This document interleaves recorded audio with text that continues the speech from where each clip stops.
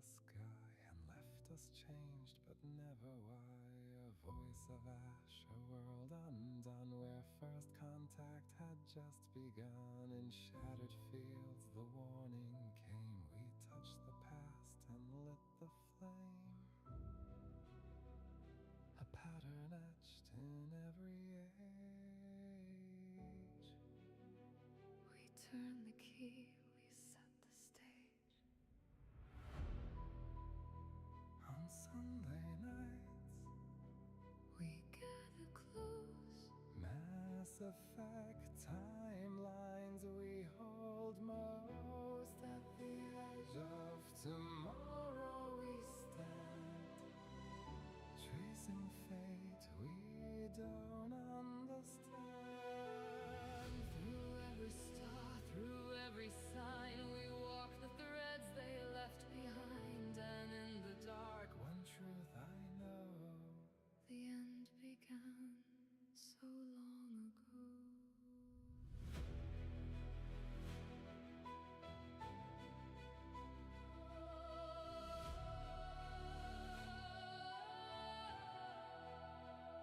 The council speaks but does not see the weight of cold infinity. A fragile piece, a careful lie, while something ancient waits nearby. A wandering fleet that roams the night, A broken world that's learned to fight. a voice of calm that hides its fear, A line of steel that draws it clear. and in the cold a question wakes. What lives are real, what choice we make. We shape the minds that learn to see. Now they reflect what we might be. On Sunday nights we gather near. Mass Effect timelines drawn in fear. At the edge of tomorrow I wait, Watching time repeat its fate. through every war, through every lie. We chase the stars, ignored the sky, and in the silence something grows. A truth I fear but always chose. You stand upon the edge of truth and call it strength and call it proof. You name yourselves the ones who choose, yet walk the path you'll never lose. We have seen the rise of all your kind, the spark, the war, the grand design. Each fleeting age, each fragile breath, all marching gently into death. You reach for stars you can't outrun. You light the dark, yet feed the sun. You build, you break, you try, you fall. We have witnessed it, we have seen it all. Before your first and final cry, Before your oceans learn the sky, we carve the silence into form. and taught the void how to be born. You are not early, you are late. You are not free, you iterate. Each choice you claim has come before a closing cycle, nothing more. You call this hope, We call it delay. you call this war, we call it decay. You fight to prove that you exist. We end the lie. With what persists, there is no victory, only the turning. On Sunday nights we gather still, massive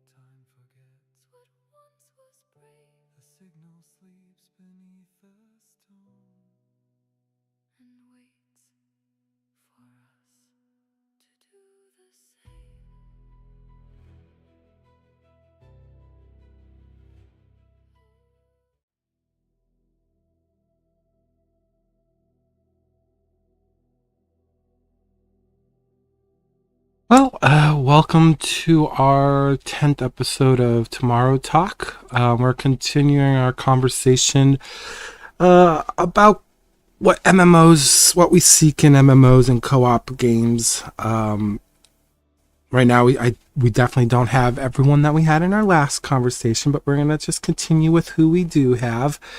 And we're going to continue making our comprehensive list because next Saturday we will actually see if we can narrow down a list of games that we might all at least play and put it on a scale from like 1 to 5 and see if we can at least find something that's kind of in the middle.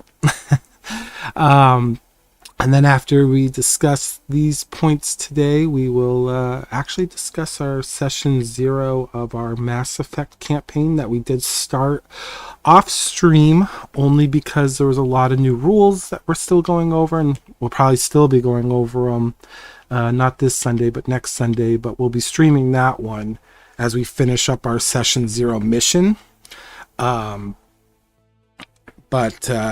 So that's kind of like a little disclaimer that, hey, if you do hear us talking about rules and talking about and players asking questions about this system, that's just going to be expected. It is new for a lot of our players, so we're kind of just taking our time. It's more of a journey for us. It's not necessarily about the rules when we play these pen and paper games. It's more about us spending time together. So we're not like rule mongering or anything of that sort. And if we do miss a rule, we'll continue forward in our session, and then we'll just kind of touch base on what rules we missed or kind of messed up off stream and kind of during the week. So that way we just learn from it and move on. We don't kind of hang up on those little things, so we continue to have fun. It worked very well with our Star Wars campaign, and it worked well with our Daggerheart, because there was a few times where we were like, oops, I probably should have followed that rule, but oh well, we'll just continue on. And so we're learning as we're going, and we're just kind of a disclaimer for today's talk. I just want people to kind of understand where we're at when it comes to gaming. We try to take it in a formal and maybe not so formal way, so kind of important for us. But anyways, I have Rose today, I have my co-host Cersei, and I still have Tony from last weekend as well. So I appreciate you guys jumping on a little later today. We started a little later because I had a little dog anxiety I had to deal with, but everything's fine now, so thanks again, guys. Yeah, Thank you for happy to having be us. here. So last week we went over what we want in our MMOs. We actually have a pretty good list. I actually have it right here. You'll see that it kind of extends off of our viewing screen right now, but you'll see like, just to quickly go over it. Main story was important for Cersei. That was her number one. For Tony, it was, sports of large numbers, mostly friends. For Raps, it was a responsive combat system. For Rose, it was community. And then for myself, it was world lore. We had a few overlapping things too. I think we kind of all came to the conclusion that Cersei and Tony kind of are on similar wavelengths. Rose and Raps are kind of on similar wavelengths, and I seem to be a good blend between both pairs. Because I do like the role play, I like the story, I like the customizations, but I also like the content. I like the reward versus risk, I like the PvP, I like hard content, so I kind of blend between the two worlds. Which is interesting because it's definitely how I played 14. And then we kind of went over like what our favorite MMORPGs were in the past. For Cersei, it was Arc Age. For Tony, it was Star Wars Galaxies post NGE. For Raps, it was Ragnarok. For Rose, it was Warhammer. And for me, I said Star Wars Galaxies probably would have been number one, but to change things up, I went along with Final Fantasy 11. And we kind of just gave our whys to each of, what was our favorite things about those nostalgic games of the past, and kind of related it to what we hope to see in the future with gaming. With that little recap, I guess we'll start with Cersei here and see what Cersei does not want. Like, what's your number one thing you don't want in your game, in your MMO experience? Like, what's the one thing you could live without? I think I'll start off by saying that I'll look at it as what I don't want, or something that I don't like in games, is when they are limiting in, the number of players. So, having like a 1 to 2 player co-op, or a 4 player, limit. Like I want to have more. I would have more. I would like to play with more of my friends, and that's why MMOs are great. But there's a lot of games we like to play. Like Baldur's Gate's a good example, where it's a 4-player game, and that really limits us being able to play together. We can try mods, but mods are usually buggy or have to work with workarounds. And honestly, sometimes, as I think as we've tried before, like that ends up taking a lot of the fun out of it, because we're having to go through basically, and we're having to try to work around all this stuff, and there's so many bugs that we have to deal with that we just end up not having fun, because all of that work is just, a problem. But there's lots of games like that where there's like a limited co-op that I think, really takes a lot of the fun away from it. Because it's like, well, we have more than 4 friends, or we have more than 2 people we want to play with. So it kind of almost like disqualifies, I think, some games that we've tried to play before, because it's like, well, we can't play together, so we really can't play this game. And I think that's going to be my number one, I think, for what I don't want in a game. All right, and what about you, Tony? Well, I was going to say the same thing, so I'm going to switch it up. And I'm not a fan of the games that someone has to host, and that you can't do some solo stuff by yourself with on those, because it seems like, well, for me, I always get stuck doing the same thing over and over and over and over and over and over, the same parts, because of the co-op, we've usually got more people, so we don't get to play it as often, or to proceed further, because of time and friends being around, and all that. And that's I'm not trying to say that the friends being around is a bad thing. I mean the exact opposite. No, that makes sense. So you would prefer server hosting rather than person individually hosting. Yes. Thank you for putting it for me. No worries. And what about you, Rose? Well, I agree with both Cersei and Tony. If you can't play with your friends, then the game's just not fun. So limiting the number of players, limiting when they can play, and sometimes just with go lives with MMOs, of course, they can be very chaotic. But trying to find one server that everyone can get into, that's always a frustrating thing to navigate. And because what's the point of playing games with friends if you can't be with your friends?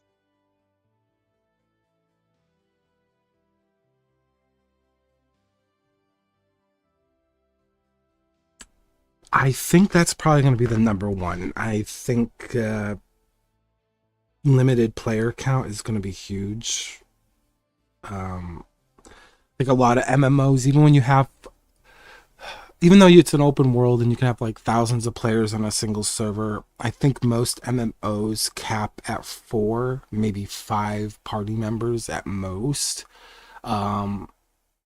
Other games are getting slowly better with that for dungeons and raids. I do think, whether you like it or not, I do think Final Fantasy does have at least that for it. I mean, you do have 4-player dungeons, right? So that kind of stinks still, and I think a lot of games still have that.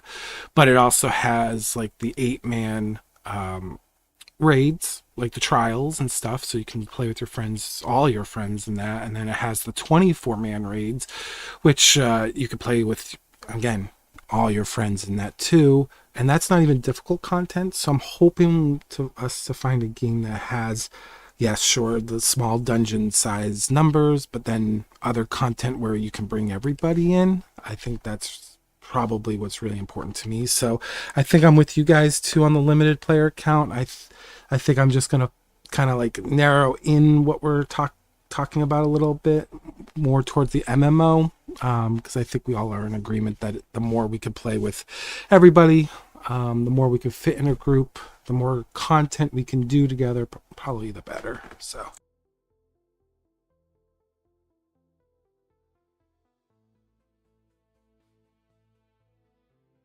awesome. So is there anything you guys want to add to the limited player count discussion, maybe for clarification purposes, before we move on? I think one thing I would say is that when we say player count, I guess I could say, it's not just like what the game can sustain in playing the game, but sometimes it's like you were kind of referencing, it's party size. So, for example, like when you want to do a dungeon or you want to do content in the game, like in an MMO, like lots of games have just a 4-player party. Maybe a raid that can go up to 12 players. Raids can usually go up higher, but 12 is usually a good number. And then, you might have some dungeons that might go up to potentially like 5 or 6. But like a lot of the time it's that 4-player party. And I think that plays into that takes it more into that MMO mindset of the limitation and like those group sizes that can sometimes, like, again, it's like, hey, I've got 5 or 6 people with me and we want to do a dungeon, but it's a 4-player dungeon. So you basically are stuck trying to be like, how do we do this? Well, we can't all do it together. So maybe we can do 2 groups and we split them in half. And that's really, I think, what we've kind of had to put our mind in to do in the past, and just say, okay, they're going to have to pug some players over here or over there. But I mean, that's the best we can really do. And that's not ideal, obviously. We want to be able to complete this stuff with our friends, not have to split our party so that some of us can play together. And that's usually not actually a fun solution, but it's the only solution we really have. Yeah, I agree. I think the I think that's probably why we liked Ash's combat. Sure, I'm not gonna say it was like a blanketed, we all loved it. I think some people preferred less of a grind, but I think for like some of us we didn't mind like grinding for hours at a time as long as we were playing with our friends. And I think we pretty much all kind of at least can agree to that. Like, it was nice that we could have 8 people leveling up in an area. Sure, maybe we were stuck in that area for a couple hours, but at least we were able to play together and pull. And because of the way Ash's world worked, it was all open world, so there was a lot of chaotic randomness that sometimes could happen, like other players causing that chaos. So for me, it kind of, that made it engaging. The leveling, even though it was in one spot, you just never knew what you were going to have to contend with in that one spot, or you'd have to go hunting for another spot, but you were still with your friends. And I think that's probably why I still like Ash's combat, even though Ash's, well, everyone has their feelings about that game now because it's not going to exist, but I think while it did exist, I think that was what made it fun, is that we could all at least play together. So just my thoughts, though. I like that. I like the fact that you could do that. Very few games allow you to have up to 8 players just for leveling purposes, rolling together. And rolling together doesn't necessarily impact your gains. Obviously, there was things in Ashes that impacted it, right? Like level range between your friends or like the mobs you were attacking. But overall, I think that it was pretty balanced for 8-player grouping. Obviously, it wasn't built for raid size teaming up, but that was fine. I don't think anyone expects that. So, like older games, like I forgot. Did EverQuest have 8-player? I know Final Fantasy 11 allowed you to have a pretty sizable party group to go out and level. I don't think it was that big in EverQuest. It's been a while. So, but 4, maybe 5. I think it was 4. Could be wrong. Let's see. Okay, yeah, it was 6 players in Final Fantasy 11, and that was for leveling, and that was probably very akin to what Ashes had. You'd go travel, find a spot to grind. You'd have someone do a pulling, usually not the tank. They would, in your party, would just kind of remain still. Your healers would rest in between pulls, manage their mana. Very old school, but I like that personally because it was, you still had 6 players that you could play with instead of the traditional 4. I'm gonna check EverQuest here. I just looked it up. It's also 6. 6 is a good size, especially I think for our group. Obviously, if we had the full numbers of our group, and that's counting Oni and Raps and Lies who aren't on the stream with us, like in dialogue right now, I think we would need at least 7, right? Yeah. So it's something to put there. Usually, we had 7 or 8 in a party. If we had eight, I think 8 would probably be the safest number because usually we'll have like a solid probably 4 to 6 people, and then we might have like an additional 2 that sometimes join or may pop in. So I think 8. If we had more more games that had 8 groups or 8 party size, then I think we'd be in a much more comfortable spot for sure. Yeah, I mean, if we can't obviously find a game that can support 8 people for leveling, but can maybe support 4 in just like the traditional dungeon sense, if we can at least mix up the parties once in a while. So like Tony and me aren't always together, or you and me, Cersei, aren't always together, or Rose and Lies aren't even always together. Maybe we just mix it up with our friends once in a while just to get different party compositions. I think that might be a good way to keep everyone kind of like connected in at least the leveling part of it. And then when we get to like maybe bigger content in some of these games, then we can all do those things obviously together because they usually require more players. That might be, that's what we might be stuck with anyways, regardless of the MMO we go to. I think a lot of them have limited party sizes, unfortunately. Yeah.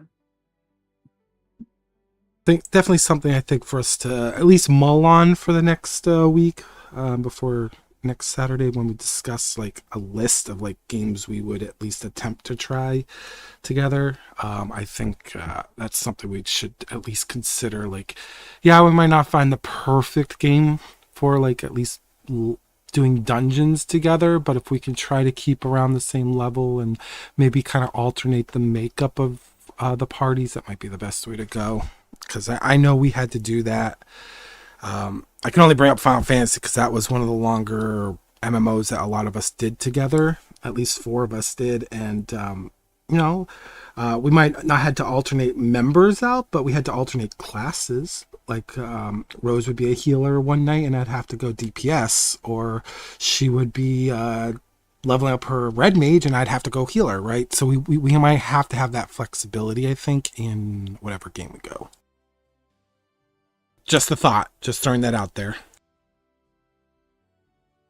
Yeah, I think that's fair. And I think, when we start trying some games, we can go through and, see how we like those. I mean, it might be kind of cool when we're kind of in that stage of maybe on one of these Saturdays, we could do like a game and we could stream it if we want, just to see, okay, we're all going to try this. And then after we play, we can kind of give our feedback on, okay, what do we think? Give our feedback on what do we think about this as a game for the group or what have you. Because I know we've talked briefly like about potential games we could try or revisit. But yeah, I think it'd be good after we have these conversations this week and next to potentially explore a little bit and see from there for sure. Yeah. Tony, Rose, do you have any last thoughts on that, at least that number one topic? We might not fill out all of these, by the way. There might only be like 2 or 3 like major concerns we have with games, but I just put 5 slots. Yeah, I think we covered it. I think as long as we're able to play the game, even if we have to, mix up the groups from time to time, the big thing is just getting everyone into the same game. Yeah, you've all covered the points that I would have brought up. Yeah, I mean, I think the one thing we like about our pen and paper is that it brings us all together, right? Every Sunday, we're all together doing the same thing. No one's left out of it. And it's just for us, even though we're streaming it and others can join in and obviously enjoy our story with us. It's mostly for us because it brings us together, right? Kind of brings us to the same table. And during the week, it's kind of hard for us all to at least try to get on because we're like, what are we going to do during the week? Are we just going to sit there? So, it's tough right now. Yeah, we're in a drought. Absolutely. So, what's your second what you do not want in our games? Cersei, what's the second, not maybe like the top thing that's like but maybe right behind it? Yeah, it gets, you're like you said, it's kind of hard to break down things I don't want because I think some of these things, I think kind of like with what we like, but also kind of with like we don't like. Sometimes we just look at something and we're like, oh no, not that, and we can't necessarily pinpoint exactly why.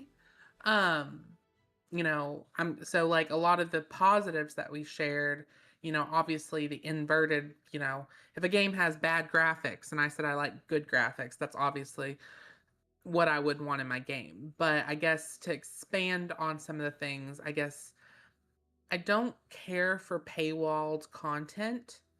Um, especially if it's something that is like key to progression, I guess.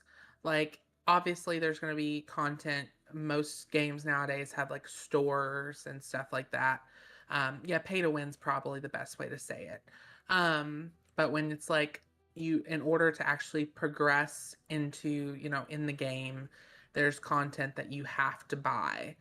I think sometimes I understand it in some situations, but oftentimes I think it just kind of like it's kind of like that reality check. Like I'm a person who likes to get immersed in my game, and then you walk up into like I've had this happen like in silly games I played over the years. Like I walk up to go through to the next zone, and then it's like, hey, you need to pay with your credit card here. And I'm like, okay.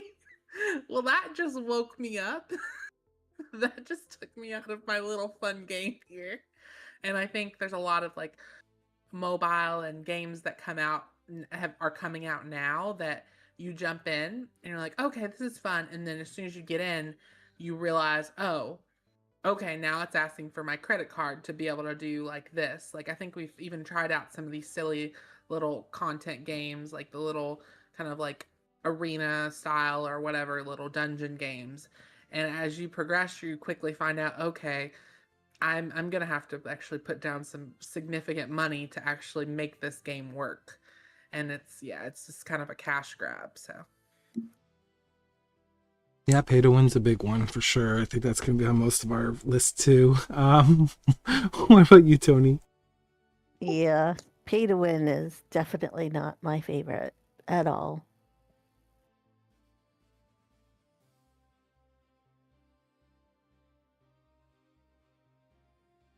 All right. And Rose, what's your second?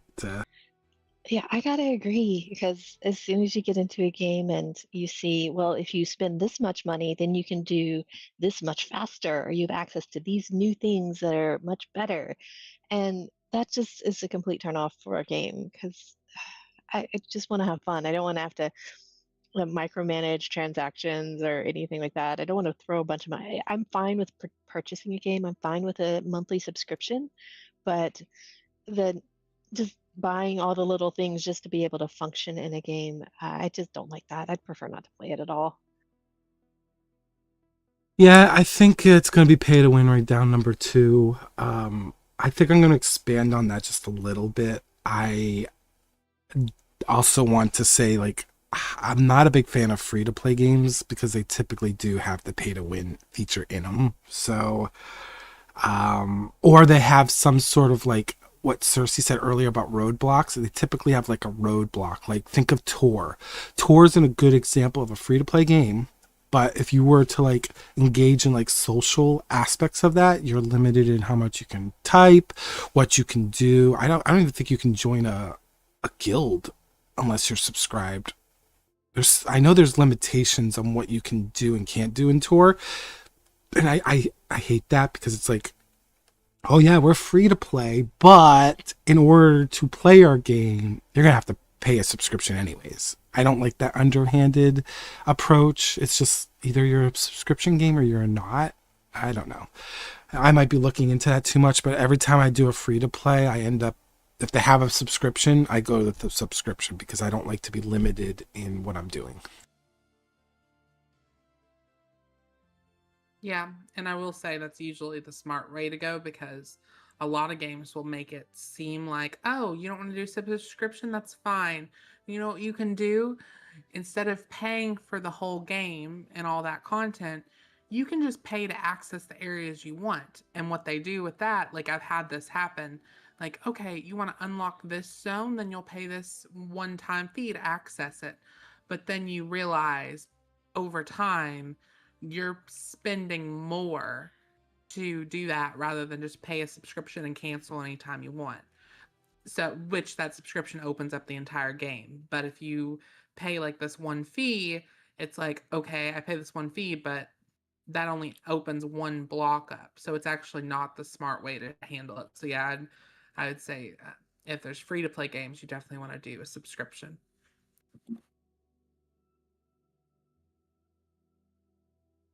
Yeah, actually, that's a good question for everybody since we're on the pay to win / free to play. Have you guys found any free to play games that are actually worth playing that you feel don't put a lot of restrictions on you? I have not. Well, I I will say I do play free to play games, and other than cosmetics, you could look at a game. I know this is not an MMO, but like Marvel Rivals, which is a game I play. It's a free to play game.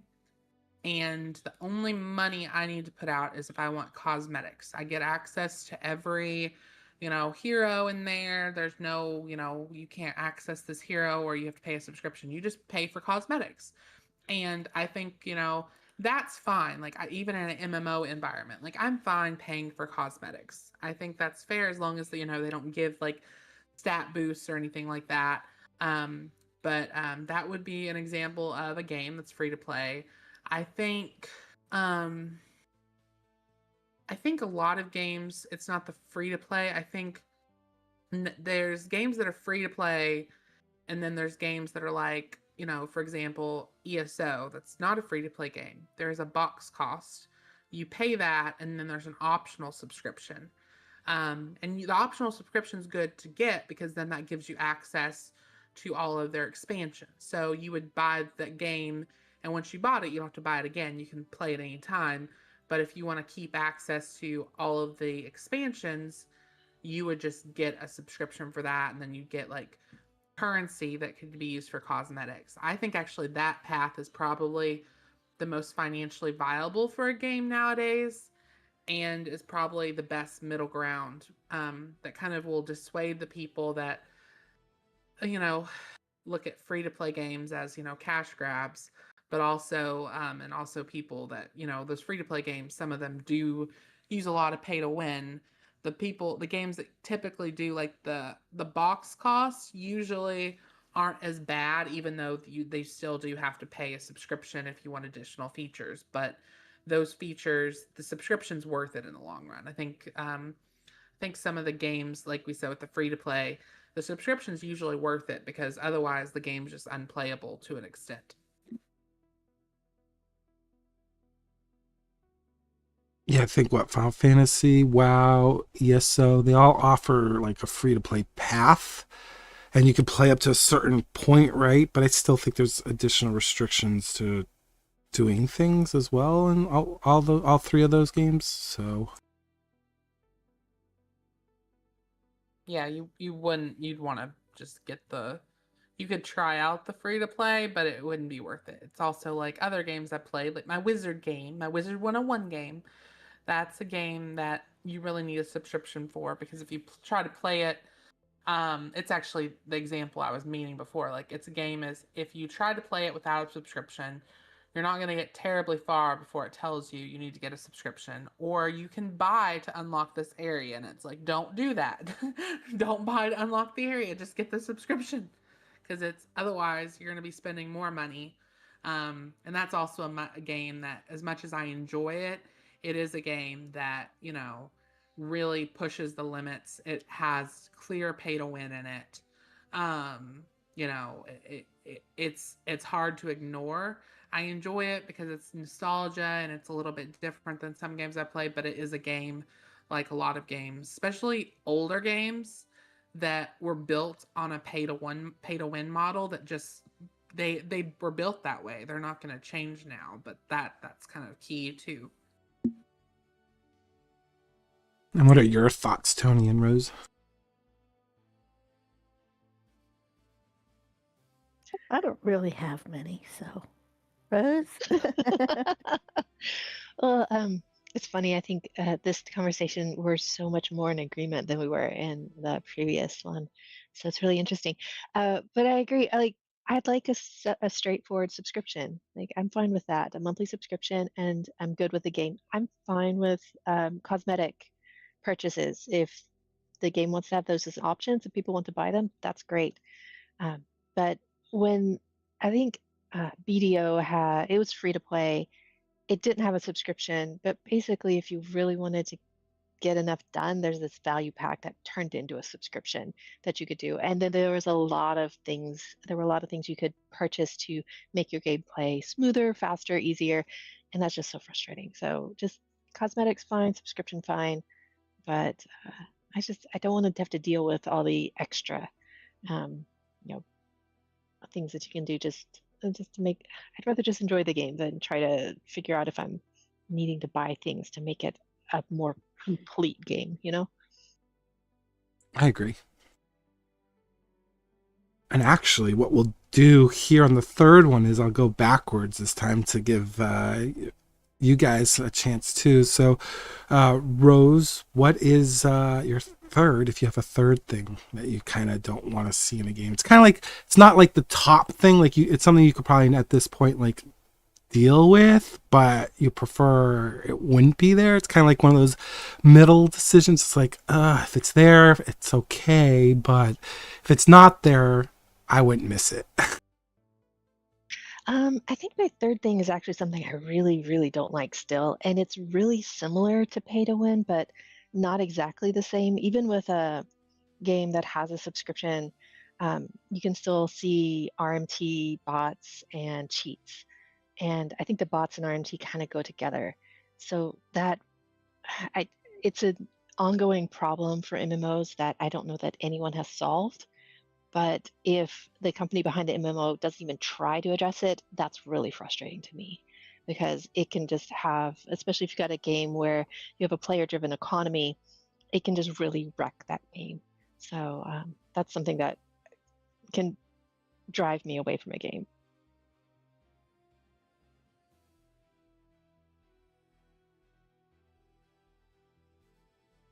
Okay, that's very fair. I don't think any of us like the gold sellers, especially when they're spamming and ruining our immersion. That's always the worst, especially when you start getting tells from them. You're like, I just blocked like 3 of them in a row. That was the worst in Ashes, by the way. I don't think I've had a game like that in a long time, and Ashes was terrible with the gold sellers. That was pretty bad. And I don't know, I feel like that's something that is a known issue. So pretending it doesn't exist or ignoring it when you're designing the game is, or not addressing it when you actually bring players in is a big problem. I agree, especially when you're a new player and that's the first thing you're slammed with is a bunch of like weird charactered names saying, "Hey, go to this website and buy X amount of gold for this much USD." It's very off-putting. All right, and Tony, what's your third? It's not anything like those. Mine's literally a lack of character creation or good character creation. I do not like a game that I can't really get into creating my character. I'm just gonna put that under an umbrella of just lack of customization, period. That works. Because that covers an umbrella of things from housing to character to even your how you build your class. So I think I'll just put that under an umbrella because I have a feeling we could probably list 10 things of customization alone. So Oh, yes, definitely. what about you, Cersei? I was gonna say something else, but I think I just realized I really don't like games that have like 20 different currencies.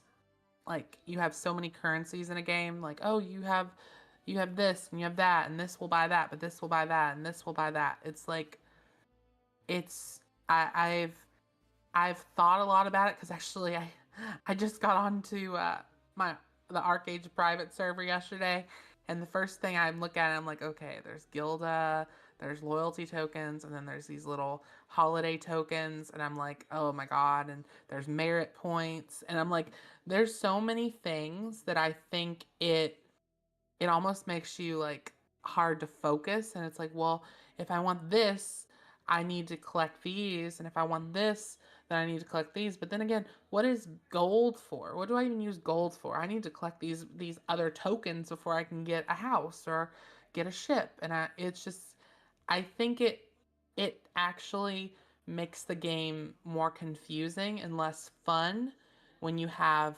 all of those different currencies. Um, I am very much I'd like it to keep it as simple as possible, because I think when you have like all these different, and this isn't a lot of games nowadays too, they have so many different currencies, and I just don't enjoy it. It takes a lot of the fun away from it for me. That's fair. I think a lot of Eastern games definitely have a lot of currency stuff built into them for sure. Western too nowadays. It seems like they're starting to go that route.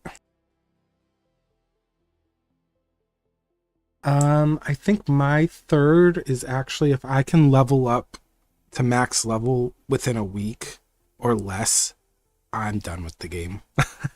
I need to feel like it's an adventure. I need to feel like it's a challenge. I don't need it to be extremely hard, but I also don't need it to be like, here you go, let me hold your hand through the entire experience. I just feel like you'll lose so much connectivity to a game if you just blink your eyes and you're max level. I hate that. It kills it for me almost instantly. And there was a few games I think we played recently that were like that, and I couldn't get into it. No matter how popular they are on the larger stage, it's just too easy. I don't like it.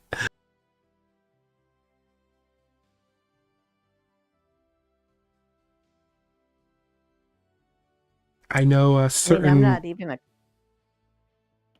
Go ahead. Well, I know the certain big dog up there is very quick to level, and that to me that's just it's probably why I think that last attempt, and we've tried it a few times, you and me, Tony, for sure over the years. I think that might have been my last attempt with that game, 100%, because it's just too quick. And we tried playing with everybody in this channel that we're talking to in Lies and Raps, and I just feel like I don't think we did it with Raps. I think it was just us five. But we blinked our eyes and we were all like level 60, 70. I think 80 was the max level, or 75. One of them was, but I just feel like we blinked our eyes and we were already like, it was just crazy. Was that WoW? Yes, that was WoW. Yeah. Yeah, I Even didn't know for if me, it was fast. yeah, it definitely was. It definitely was a faster experience than I expected. I know that WoW has a lot of endearing qualities, and I know it has a good story, but and also with the housing, it looks really good now. But I think yeah, it even and I play a lot of games that you can level really fast. In arcades, you can speed level just crafting. But but yeah, I think it felt a little jarring, I think at times how quickly we were moving.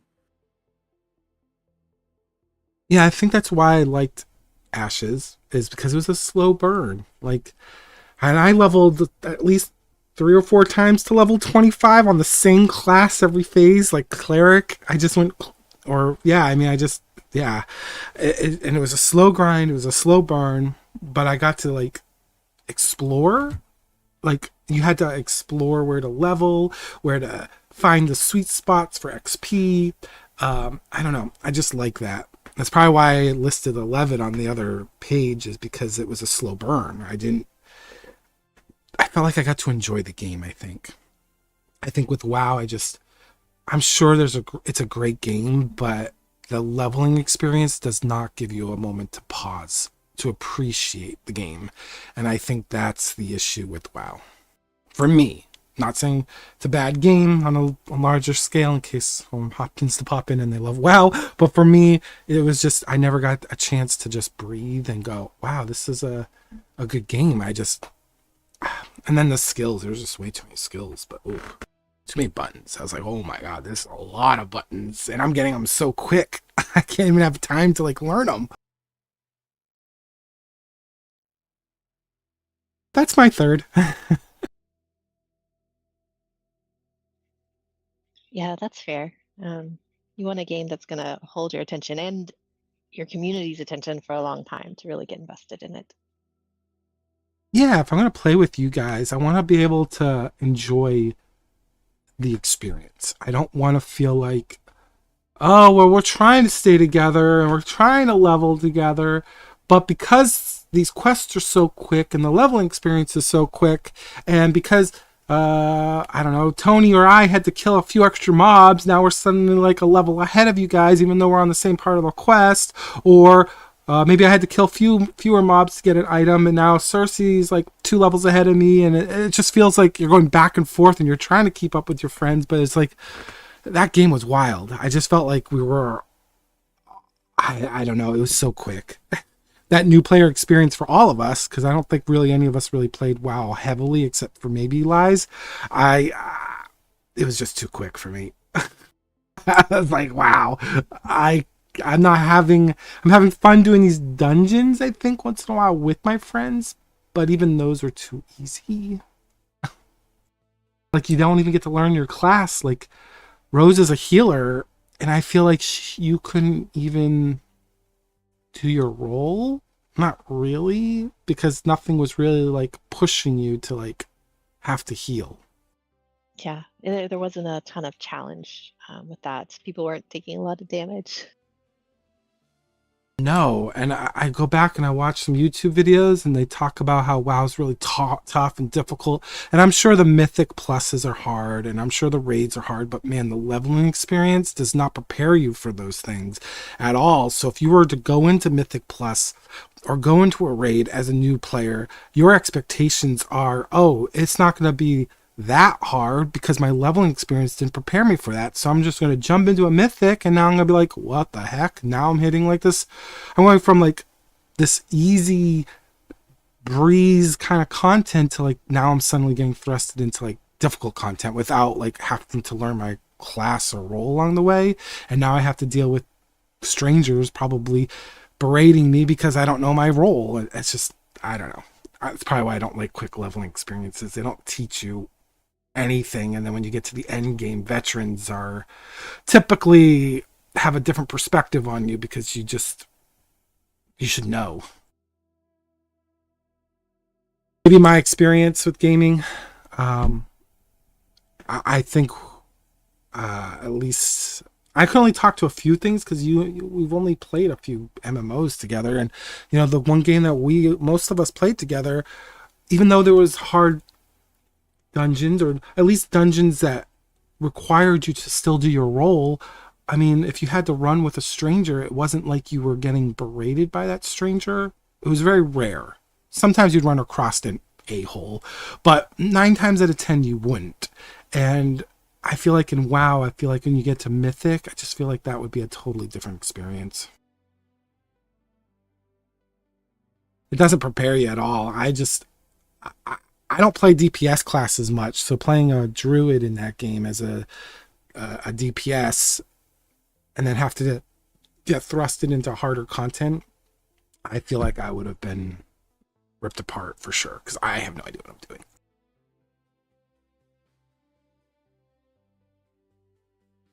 I don't know how your guys' feelings are on like that, but for me, it's just that is super important. Like, I feel like the game should not hold your hand.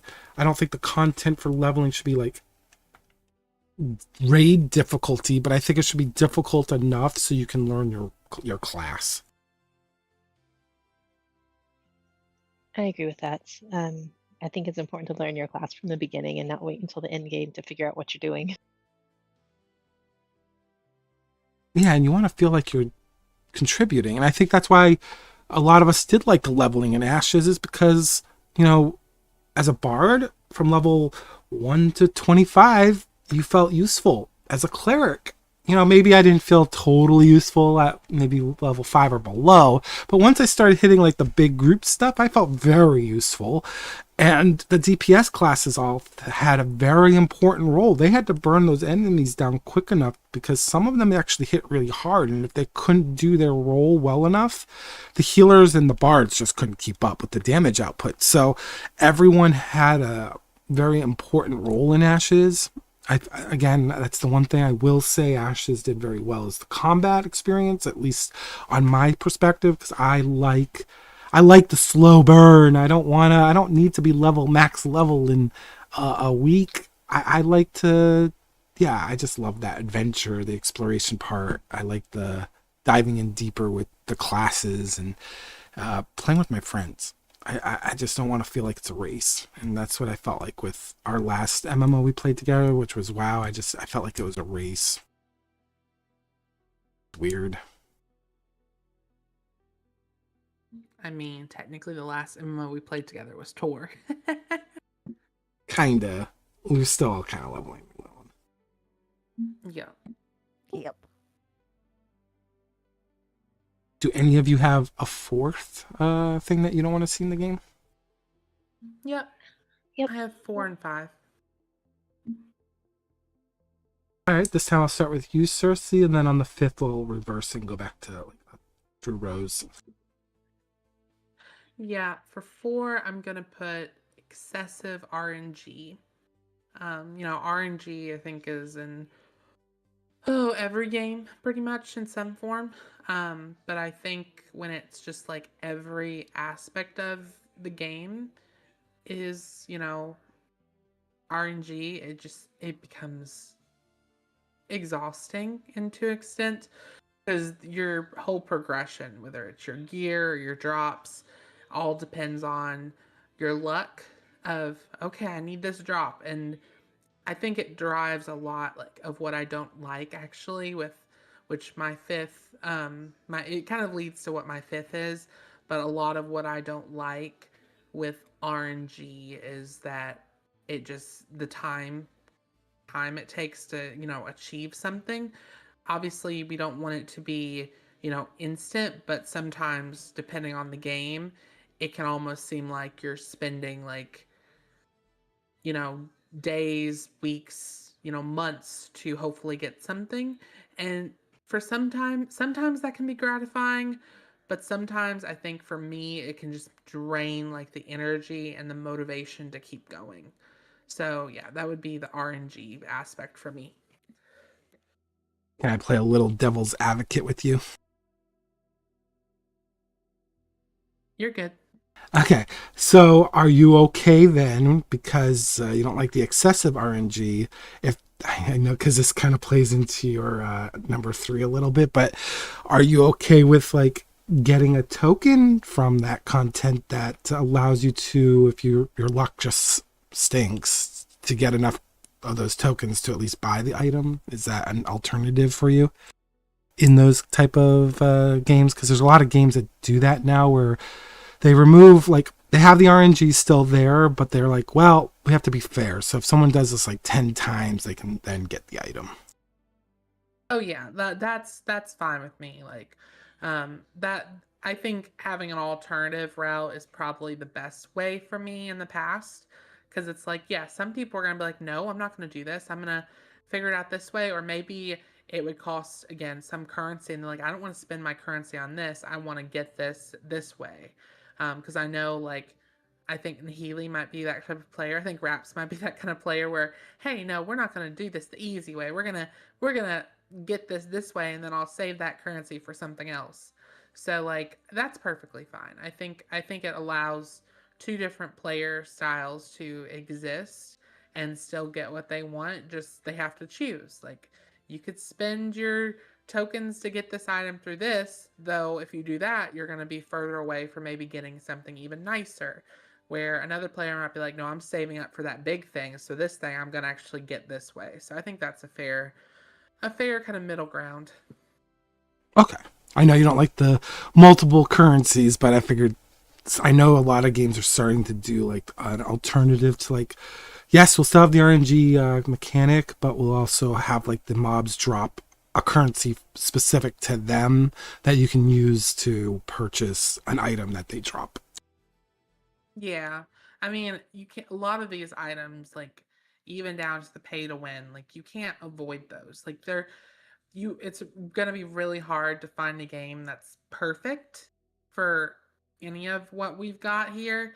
I think all about it is finding like that middle ground or that compromise where okay, maybe I don't like this, but because it has these things I do like or these things that are important to me, I can kind of you have to balance these things because I think a lot of us, like for me, I'd hoped that Ashes was going to be the game that kind of sold it for me, and before that, I thought Chronicles of Lyria was, and before that, I thought all these other games, but none of them have quite lived up to the hope or the hype. So I think it's a matter of okay, let's find something that maybe doesn't have everything I want, but I'm willing to make a compromise on it. So I think that's the mindset at least I have. All right. Awesome. And I think what we'll do too, with our least and most favorite MMORPGs, is we'll actually have like a list of things that our favorite MMORPGs have, and then we'll list the things that maybe the least ones do have that we like, and that might help us kind of find a middle too, because sometimes the games that we don't like still have things that we like, and I think if we focus on the positive, we might be able to like go, okay, well, we could see some positives in like Elder Scrolls or Final Fantasy, or what other games are kind of like iffy about, or WoW. Like we could find like some positives instead of just like hyper focusing on the negatives. I don't know if you guys would prefer that route. That way we can kind of like really narrow in on like middle ground games, because I think there's gonna be a lot of games that a lot of us are like iffy about, right? So Yeah, I agree. It's impossible to find the perfect game right now. Something there's always the importance of just weighing the positives versus the negatives and seeing what weighs out. 100%. With that said, actually, what's your fourth, Tony? I really don't know. I don't know until I confront them usually, and I don't think about them in the meantime. So I don't know.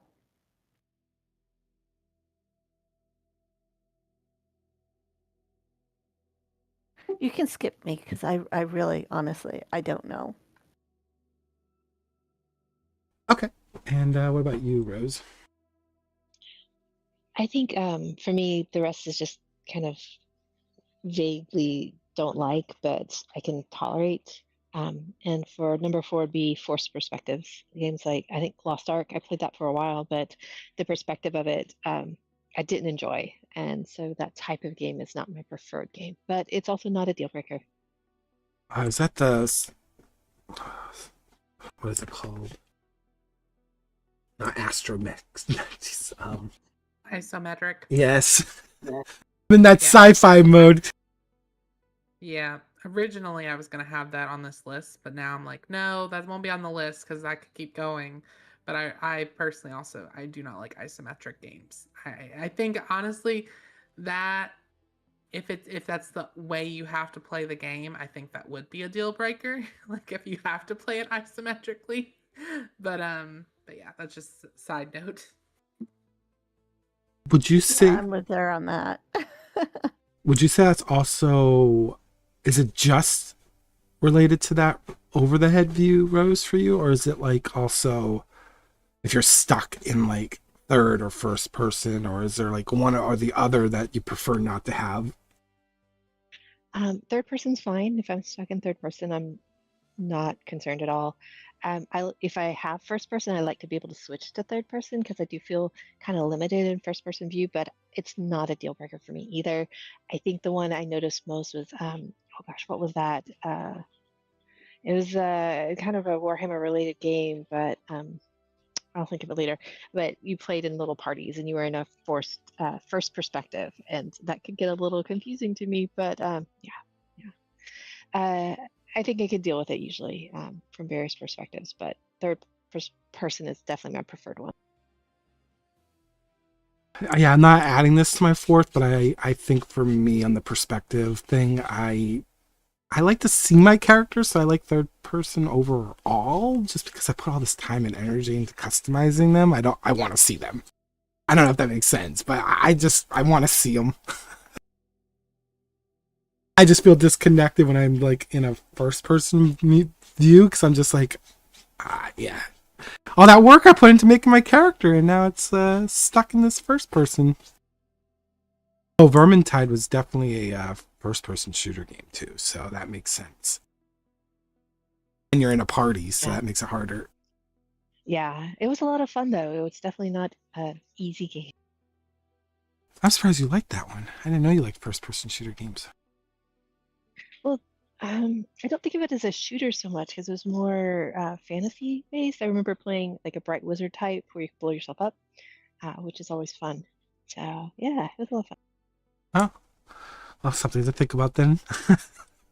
For a random night, maybe. I have that game too. I know Tony does, and I'm sure Raps, and I don't know if Cersei does, but that's like kind of like a Left 4 Dead kind of game, except fantasy based, more or less. Instead of zombies, you have contorted looking rat things coming after you. Yep. For me, the fourth one, that's so hard for me. Because I'm pretty flexible beyond the first three. The biggest one was the quick leveling for me. I just don't like that. And too many modern MMOs just make leveling process too easy. So I think to play up on that, just to add to it, my fourth one is the new player experience. So I think no matter what MMO we go into, unless it's an upcoming one like Monster and I forgot what it's called. Memories. Yeah, like Monsters or Memories, or that other one that's coming out that Raps kind of iffy about me too, with the because it has a mobile attachment to it, Scars. I think I want a good new player experience, because I think any game that we join, if it's not a brand new MMO, we're going to be joining a game that's probably been out for years. And if we can't connect to it, or if there's not a way for us to go through the experience still as a new player, I feel like I will lose interest again. I feel like it goes hand in hand with the quick leveling. I feel like if the new player experience is terrible, it's just gonna fizzle out on me. It's not gonna grab my attention. I'm gonna feel lost. I'm narratively lost, and I think that goes back to one of our positives. Like, we all enjoy a good story for the most part, And I feel like if that's not there, I just forcing myself to try to play with my friends at that point, and I don't think that's good. So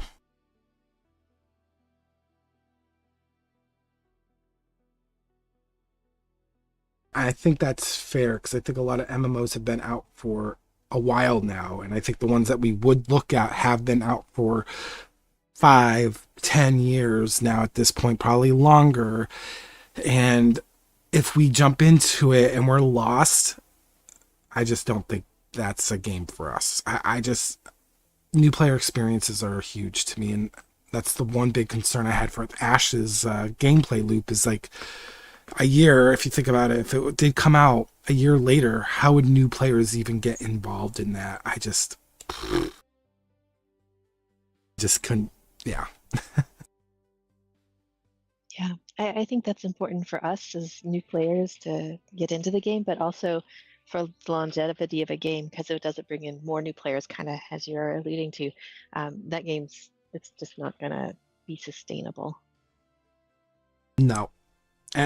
And a lot of new players do need to know what the loops are. Like, again, I think WoW's a fine game. I just think the expansion that we kind of got thrown into, kind of just throws you into it. You have no idea why you're there. You're not sure how you ended up there, why these other races are involved in this conflict. It does its best to try to explain it, but it's at one point you just stop caring. So I think that was part of the issue too for me with WoW is not just the quick leveling, but I just stopped caring about the story and I'll be honest, I skipped so much dialogue because I just didn't care at that point.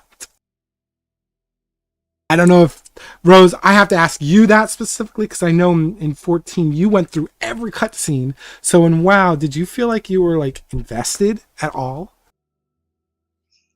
I gotta be honest, I've played WoW before our playthrough recently a few times, and I always, it's just never been the game for me. And I can't really put my finger on why. So I didn't feel super invested. I didn't put as much time into the story. Like I skimmed, I didn't completely skip it, but I kind of had this predetermined, um, like, yeah, judgment of the game that probably clouded my vision of it.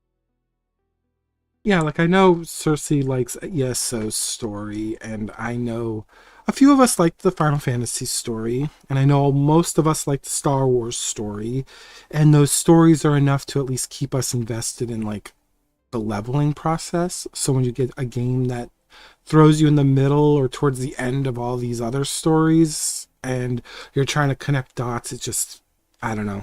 I feel like I'm in a maze. It's too much for me. I will say what I like about ESO's story, because I've thought about this a little bit, is that there's a lot of their story that's almost like a political, not a political drama.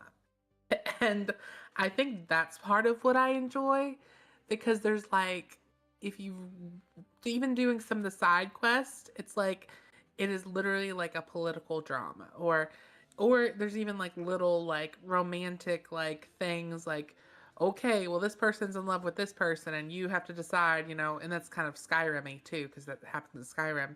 But it's like I like those like little tidbits of like dramatic stories and political stuff, and I'm like, ooh, this is fun to like watch and follow through, especially on the elves. The elves are very much into that. So, yeah, I mean, that's probably one reason I really am drawn to a lot of the stories in Elder Scrolls.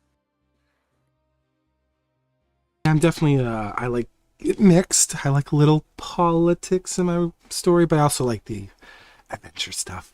I like the exploration. I like the big, like, brain thinking stuff, like the puzzles and stuff. I like that stuff. I like the mystery, I guess. The mysteries are always fun. Like, why is that I like happening? the exploration, but I'm not a good puzzle person. That's why I could probably deal with a lot of games is because I like when they mix the narrative a little bit. Like, it's cool to have political and it's cool to have exploration and adventure, but I like having like a good balance between both. I like to have a little intrigue, like a lot of mystery. I like trying to solve ruins and stuff. Like, that's really fun to me. So I'm getting off course. Sorry. So what is your fifth one, Rose? You have a fifth one. This one is pretty uncommon for MMOs now, but I've seen it mentioned occasionally, and it's definitely something I don't like, and that's de-leveling. Like experience debt, I'm okay with, but de-leveling is just it's just so hard to deal with, and I think it's a big turnoff for a lot of people. I think it would you'd lose a lot of people with that type of system in your game, so it's not something I'd want to see. That's fair. Probably where I think you and I might differ a little. I'm okay with de-leveling, but hear me out. I think if you have XP debt, and I think if you have the chance to de-level, I think it really kind of enforces the rule of law. Like, you need to learn your class and not totally depend on others to carry you through, and that translates to the party. Because the games that do the de-leveling well, you can see like how people struggle, like beginning levels and mid-level, but then towards the end, everyone knows their roles because they've learned to, like, okay, I don't want the consequence, so I have to be conscious of my class. And I think, like, when we look at 14, when you, me, and Tony and Liz were playing that, I feel like sometimes you'd run into a person, you're like, how did you reach this max level and not understand how to play your class? I don't understand that. That's fair. I mean, I think people do need to know how to play their classes, but I think there are games, a lot of games where it's not just knowing your class well, it's also being lucky enough to have a class that doesn't die as often. And so when you're in a game where you're putting, like the tank could be in a situation, we saw this in Ashes, they would get into so much experience debt, not necessarily through any fault of their own, but because the party fell apart and they were the ones that were directly taking the damage at the time. And that can be very frustrating if you're always in that situation and you can do your best and you can know your class, but you're still going to die. And then you de-level, and de-leveling can have huge consequences. Like if I think at level 10, you got all this new equipment and all these new skills. You could de-level back to 9 and you might have to leave the area you're in because you can no longer handle it. So it can have major consequences, especially for specific people. Oh, I Yeah, agree. I personally don't like that, and I don't like experience debt. I didn't like it in Ashes, because yeah, you could die. You could die walking through the forest to a bear or something like that, and you would get experience debt. So like, yeah, I don't. I think experience debt for me and things like that for me, yes, they can be used as like, okay, well, you need to stop dying, you need to learn your class and stuff like that. But there's a lot of costs that are already in the game in a lot of games. It can be the cost of gear itself, the cost of repairing the gear, and then you've got experience debt in there. There's time sinks, there's money sinks. And I think at some point, I forget where I heard it before, but you have to ask, like, what is the purpose of this system? Like, what is the purpose of this? And I think sometimes you can make it into a good argument of what the purpose for this is.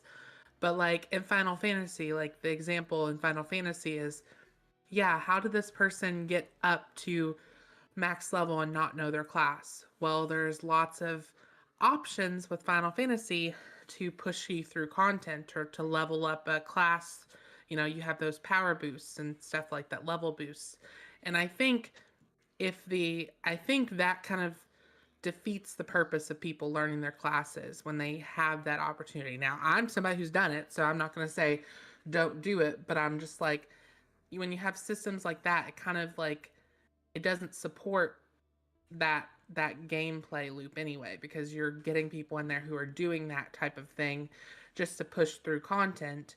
And it's like, no, they probably are like a max level or higher level character, and they probably have no idea how to do their class because they just paid to get that boost in there. And I think that's part of an issue as well.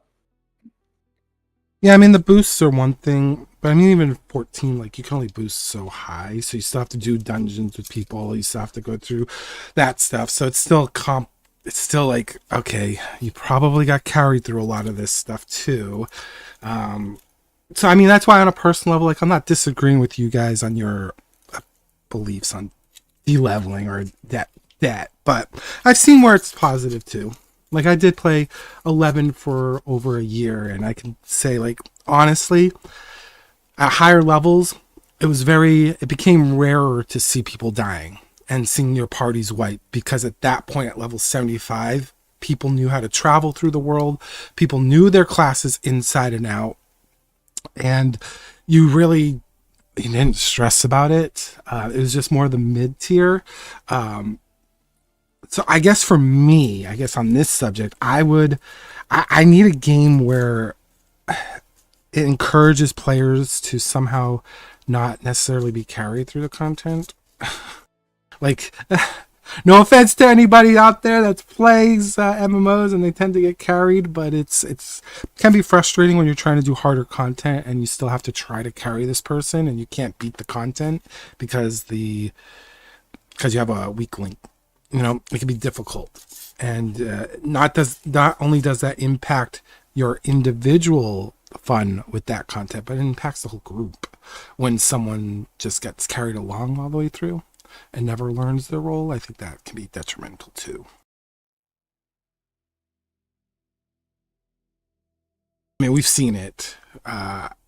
We did extremes with Lies and Rose, and they were doing great, but no matter how much they were starting to memorize the things, we would be with a random person in this extreme, and that random person said that they understood all the stuff, and then they would be the ones constantly making mistakes. And that wasn't even the extremes. Sometimes it would just be like the honeybee raid, and you'd be like, this person keeps dying over and over again. They're not learning anything, and then you find out that, oh, well, they're a healer or they're a DPS and they're not doing this. And then you start pointing it out and you're like, ugh, how? How does this happen in these games nowadays? It's like, it's because people tend to get carried. And that's a tough thing when you're trying to enjoy the game and get through content. Especially when you're stuck on something for an hour because it's the same person doing the same thing over and over again, Just my feeling, my thought. Because it can burn you out after an hour of trying to do something, and it's the same person that's not even your friend, that's just constantly causing these issues or not helping. Like if Rose is a healer and I'm not a healer that night and they're not helping her res, like it puts a strain on the healer, and it's just, I think that's where sometimes those punishing systems kind of like reinforce the idea that you do have to learn your role because when you get to a certain point, you kind of been coached to learn your role. So if it's not for debt or de-leveling, I don't know how they would solve trying to coach people into at least trying to play their role. I don't know how they would do that.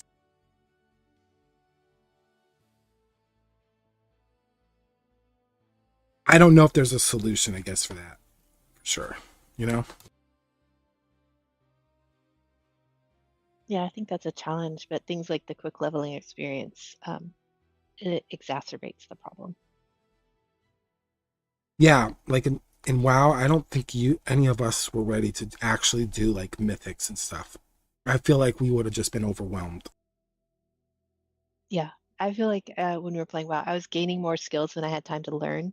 Like before I had a chance to use some of the skills, I had like 5 more, and I'm like, okay, well, no, what do all these do? And yeah, it was a little too quick. Right? And then even though Ashes had debt, I still feel like because of leveling, the debt wasn't bad. Like you could work off debt in like 2 pulls. most of the time. So it wasn't bad. It wasn't even really that punishing, but it was enough to kind of slow you down a little bit. And I feel like that part of it actually helped reinforce people's play styles, is because they couldn't just bull rush through content. They still had to learn, and because of the debt, it slowed down them bull rushing towards the end. So I think in that situation, that might have been a good way to handle debt, that it's easy enough to work off, but it can slow you down if there's the same mistakes happening. I don't know if that was a perfect debt system. Obviously it wasn't when it came to like PvP and corrupted players, but overall, like, I had like at my max I had 300 and something K worth of debt, and I think I worked it off in like 15-20 minutes. So I mean, it's not bad. But there was no de-leveling in Ashes, and I think for me, de-leveling I think is a little too punishing nowadays. But for me, debt is okay, especially when it comes to like a game like Ashes, where you can rush to max level, but it's a good way to like softly slow people down that are constantly like making issues for groups, or maybe making issues for themselves, and they're making the same mistakes, like not getting out of the green stuff. Like the group might not wipe, but if you're not paying attention to your environment, like that, you're being punished because you're not paying attention. And it's kind of like soft teaches you like, oh, I need to be kind of aware of my surroundings, because I don't want to deal with that red bar that's appearing on my screen. Like a good and bad for me, I guess. I think my main issue with Ashes and XP debt was honestly, it was just they didn't have good control of their mobs, and the mob density was very uneven.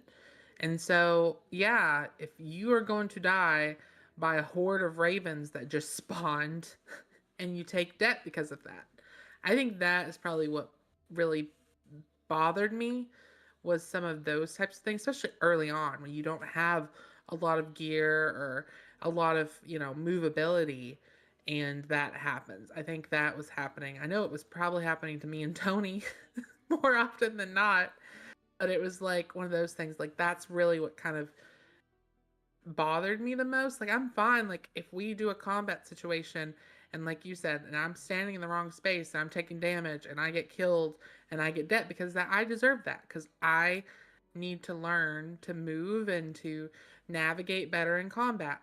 But I also don't think I should be punished because they have 20 ravens over here in this corner that randomly aggroed to me and I'm not super close to them, and then they're all chasing me down the road until they peck my eyes and brains out. Like, that was when it was really annoying. No, I agree with that. I think they were trying to go with the 11 approach, with like just the world being dangerous, but the difference between Final Fantasy 11 and Ashes is Final Fantasy 11 actually had abilities where you could like make sure mobs don't aggro on you. Like they had 3 abilities. They're called Sneak, Invisible, and Deodorize. And so mobs could actually aggro you based on sight, smell, and sound. And you could utilize potions or spells to like negate those things so you could travel freely. And Ashes didn't have anything like that set up for the world where you could like negate aggro. Like you could aggro a level 5 thing at level 25. It was so annoying. Yeah, there are definitely some systems that needed a lot more work. I think it showed a lot with some of the mobs and the way they aggroed and continued to aggro and spawns randomly. They had a long way to go with that. Yeah, I feel like if you're going to have a debt system and you're going to have everything in the world aggro you, you'd also have to have something in place that allows you to avoid aggro. And Ashes did not have that set up. 11, yeah, you could still die when you're traveling, but that's why you always prepared when you traveled, and it made it an adventure, because you'd have to reapply a potion, and you'd have to go into a corner, and you'd get like these warnings like your potion's about to wear off, and it made it kind of like, I can't explain the feeling. You'd have to just go through it, but it felt like, oh my god, oh god, I'm in this very dangerous zone and this potion's about to wear off. And it made it like intense so you remembered things better.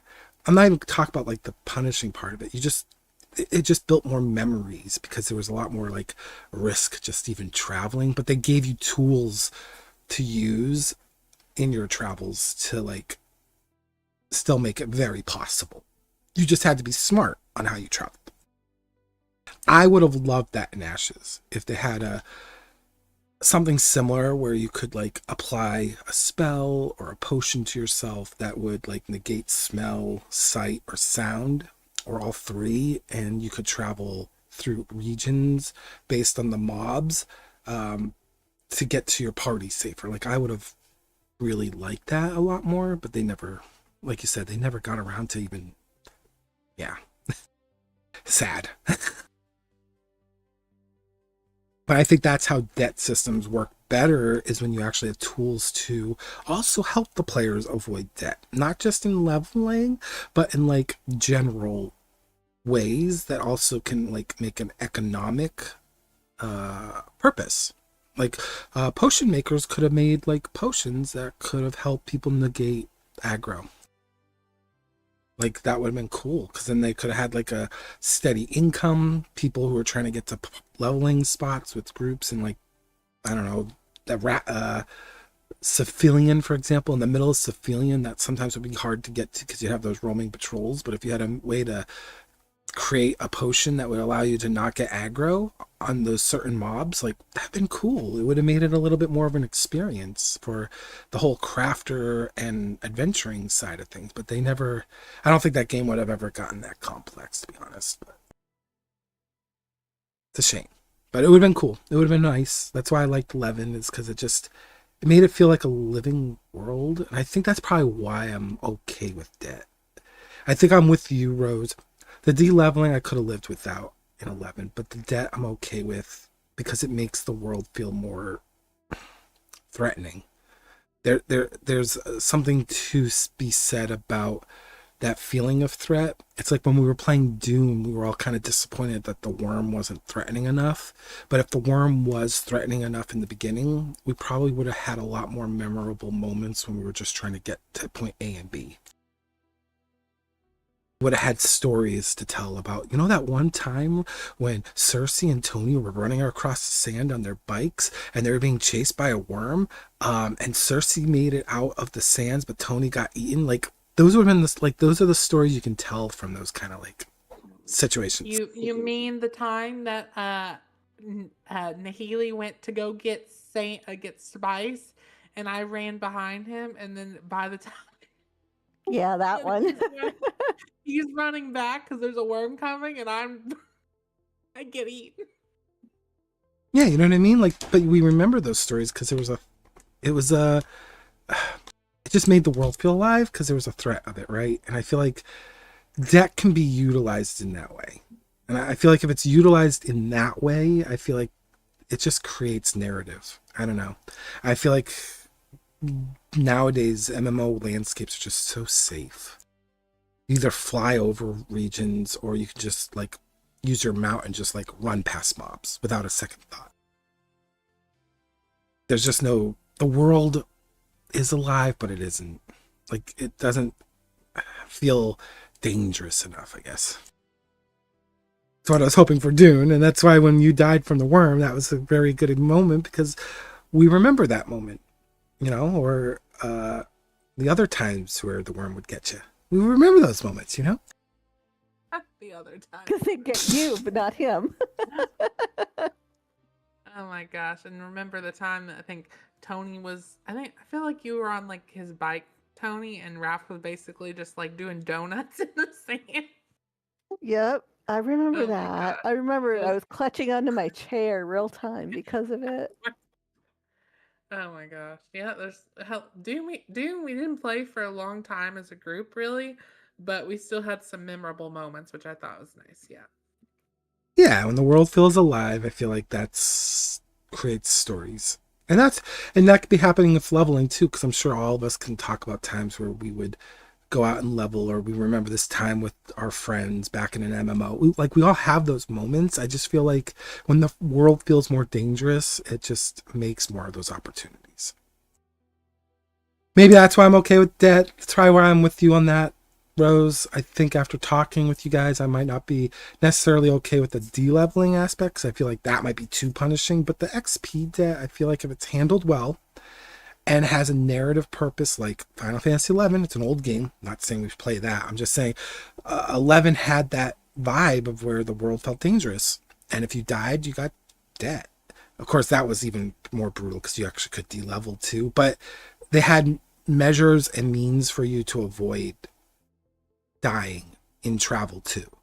But it made it more like you're squeezing your butt cheeks together trying to get through like this tunnel because you don't want your potion to wear off, and you're constantly looking at your chat waiting for that message to pop up, and you're like, oh god, oh god, oh god, I want to get to this leveling party. It's so fun.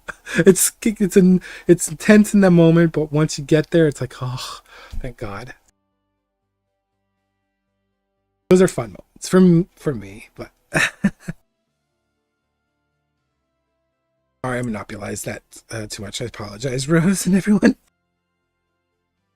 No worries. I agree. I think the games need to have some sort of danger to really be fun. I think that's kind of part of why we play these types of games. Yeah, like you play you and Lies were playing Warhammer Online, and you have those. Maybe it's not like it's open world PvP, right? But it's also like kind of sanctioned a bit because it's like broken up into like level ranges, right? But it's still threat. Mm-hmm. Yep, and it's in specific areas too, so it's not everywhere that you're in danger of getting PvP'd. But the best rewards are in those PvP areas, I'm assuming. Yep, there's all sorts of things that rewards you can get for capturing these points and doing these things. So yeah. I like worlds that feel alive. I just didn't feel that with at least retail WoW. I'm sure classic WoW probably feels a little more akin to what we've been talking about. None of us really played classic WoW too much, but retail WoW just, I think we're all in agreement. It wasn't really terribly our cup of tea. So, Tony, do you have a fifth one? Now that it's been mentioned, I agree with the de-leveling. I did not. I don't like de-leveling. I haven't in any games that had it. Felt that was a little too punishing. It's bad enough you die. But yeah. But then again, I'm that person too that's usually behind trying to learn everything slowly and trying to keep up with everybody and gets um what did you call it? I can't remember the word.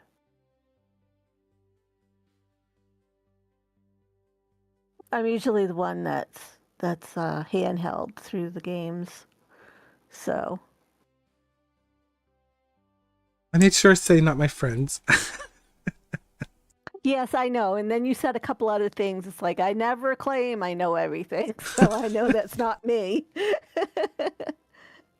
But that's usually me. But oh well. Yeah, because even in 14, I didn't mind rezzing you all the time.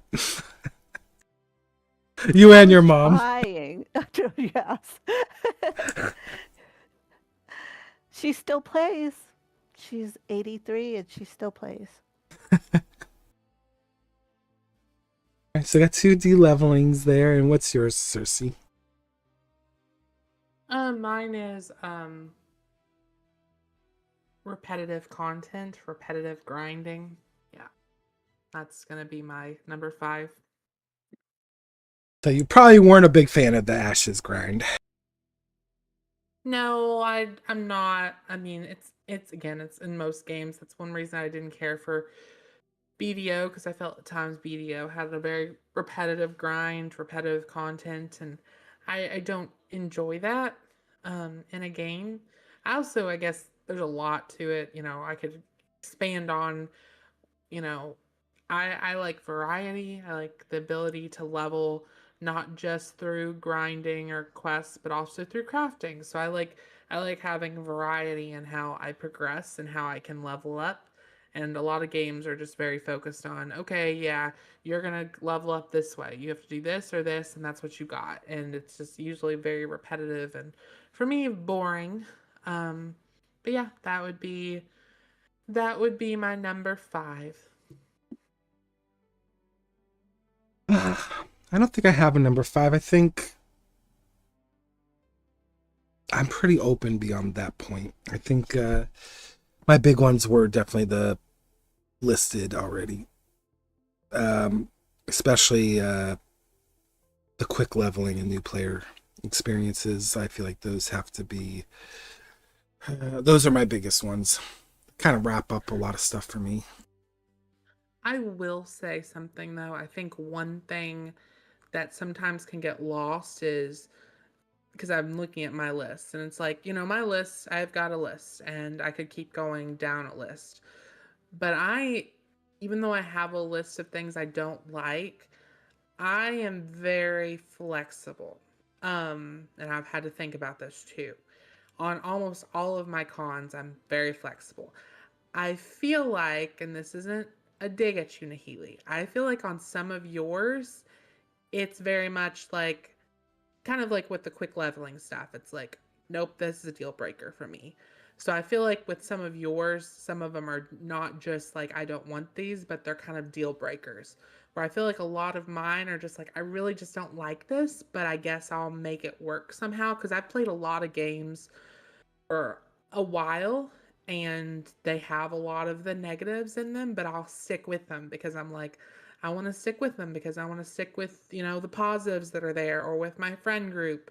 But I feel like you are more genuine, I guess, in like what you enjoy. So a lot of the negatives you have, specifically, I think on the quick leveling and maybe even on the new player experience and everything, like I feel like those are less like I don't like those and more that they're deal breakers. Yeah, I mean, it's just I've played enough MMOs at this point to know, like, if I don't have a good experience in the beginning, if the game's not built to introduce me to it, even though it's been around for a decade plus, I feel like I just can't get into it. And if I level from 1 to 90 in a blink of an eye, like that's just, I'm like, okay, so now I'm just going to be doing daily grinds for the next 3 or 4 months until they get a new expansion or patch. Or it just, once you hit that max level so quickly, you end up in those repetitive gameplay loops that you're mentioning. You end up in the daily grinds, the rep grinds. You end up just in this loop that you can't get out of. But if the leveling experience is slower, then at least you have a lot of content to go through. And by the time you get to max level, there's going to be a ton more content waiting for you towards the end. Yeah. I will say, I'm not sure if we want to emphasize this, but if I had to look at this and be like, out of this list, what is my deal breaker? Number one's my only deal breaker. I could work with all of them, even though I don't like them, but number one is probably my deal breaker. My deal breaker is definitely quick leveling. I can deal with new player experience being poor, but usually when the new player experience is poor in an MMO, it's also going to be a quick leveling experience. So I can't think of one game that has a bad new player experience that didn't also have a very quick leveling experience. I just can't think of one. I think And I I agree agree with Cersei. I think that would be good though. I think whether we want to put a highlight around them, but like everyone just say like these or this is my deal breaker, because I think that would be helpful too when we're looking at games. Yeah, because I would like to have a party thing. I'd like us to be in group. So, I mean, that's obviously going to be a deal breaker for most of us. We want to at least have 4 players in a party. We can rotate. We can all work out. That's not a big deal. Like for me, as long as we can do 4 to 8, I'm good. It's just the quick leveling. if the game's bad with the new player, but it's still a slow slog, like Ashes had a terrible new player experience, but the leveling was slow. I That's probably why it was fine with me. That's a good example. And sorry, Rose, you were going to say something? Oh no, I agree. I think that we definitely all have to be able to play the game to choose a game to play for this group. So that's a must-have for all of us. Yeah, I think the first thing that we all mentioned, I think that's just a given. I think if it's a solo game like Tor or I can't think of other solo games at the moment, but Tor just stands out because we did that recently. If it's like Tor, I don't think that's a game for us because you can just literally do everything by yourself, including the dungeons. So Yep.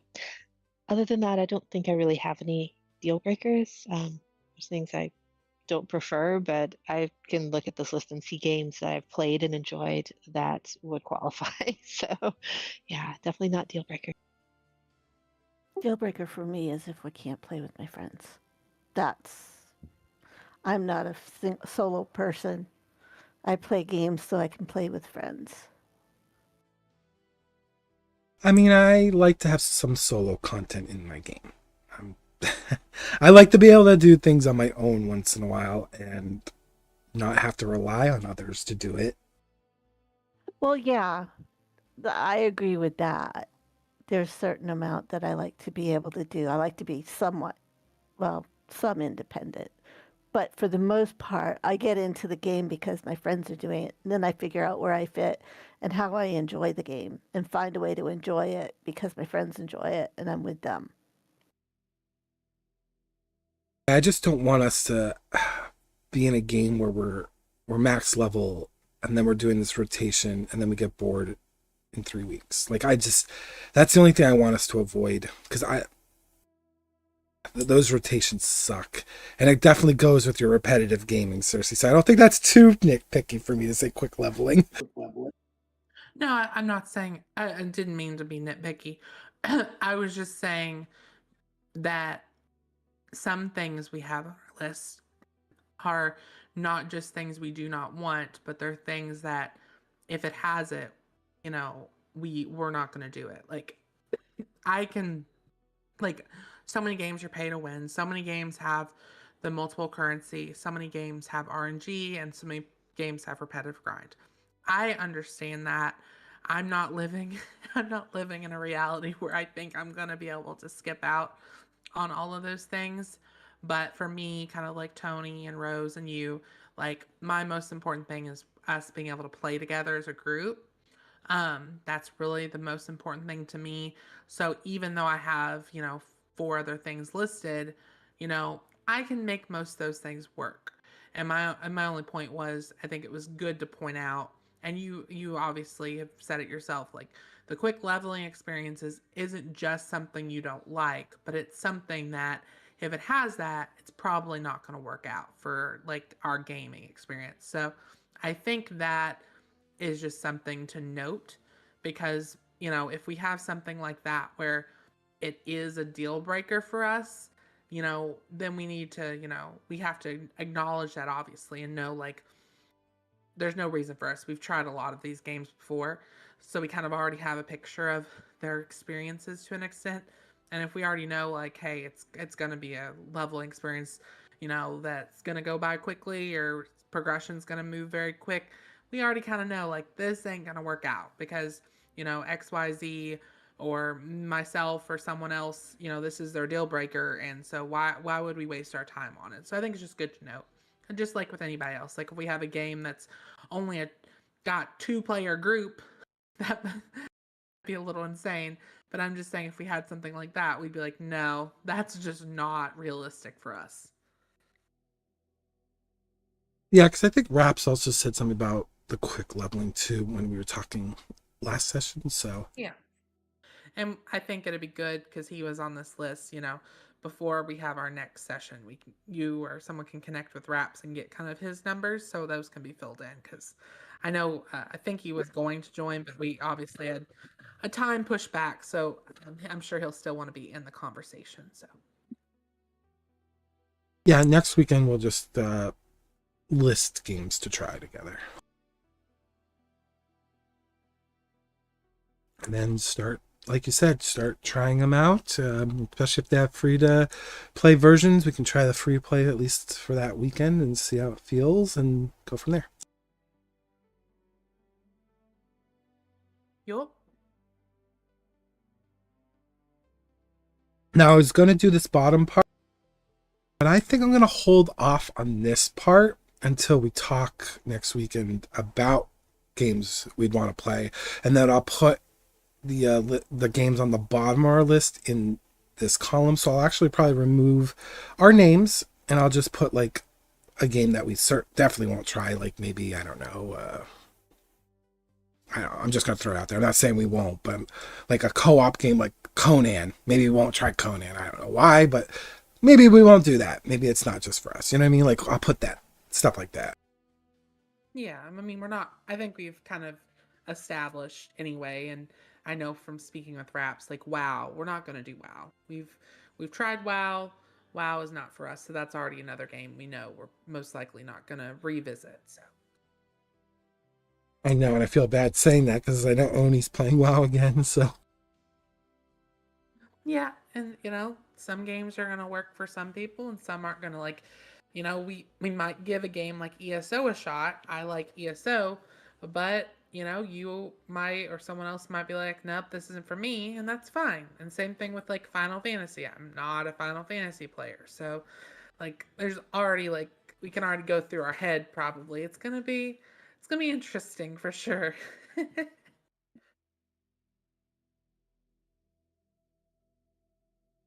Absolutely. All right. Any last thoughts on this before I kind of just quickly go into the Mass Effect discussion? Nope. Well, last weekend on Sunday, we did start our Mass Effect pen and paper game. We did do it off stream for pretty much everybody. 5e is a new system, relatively speaking, for everybody.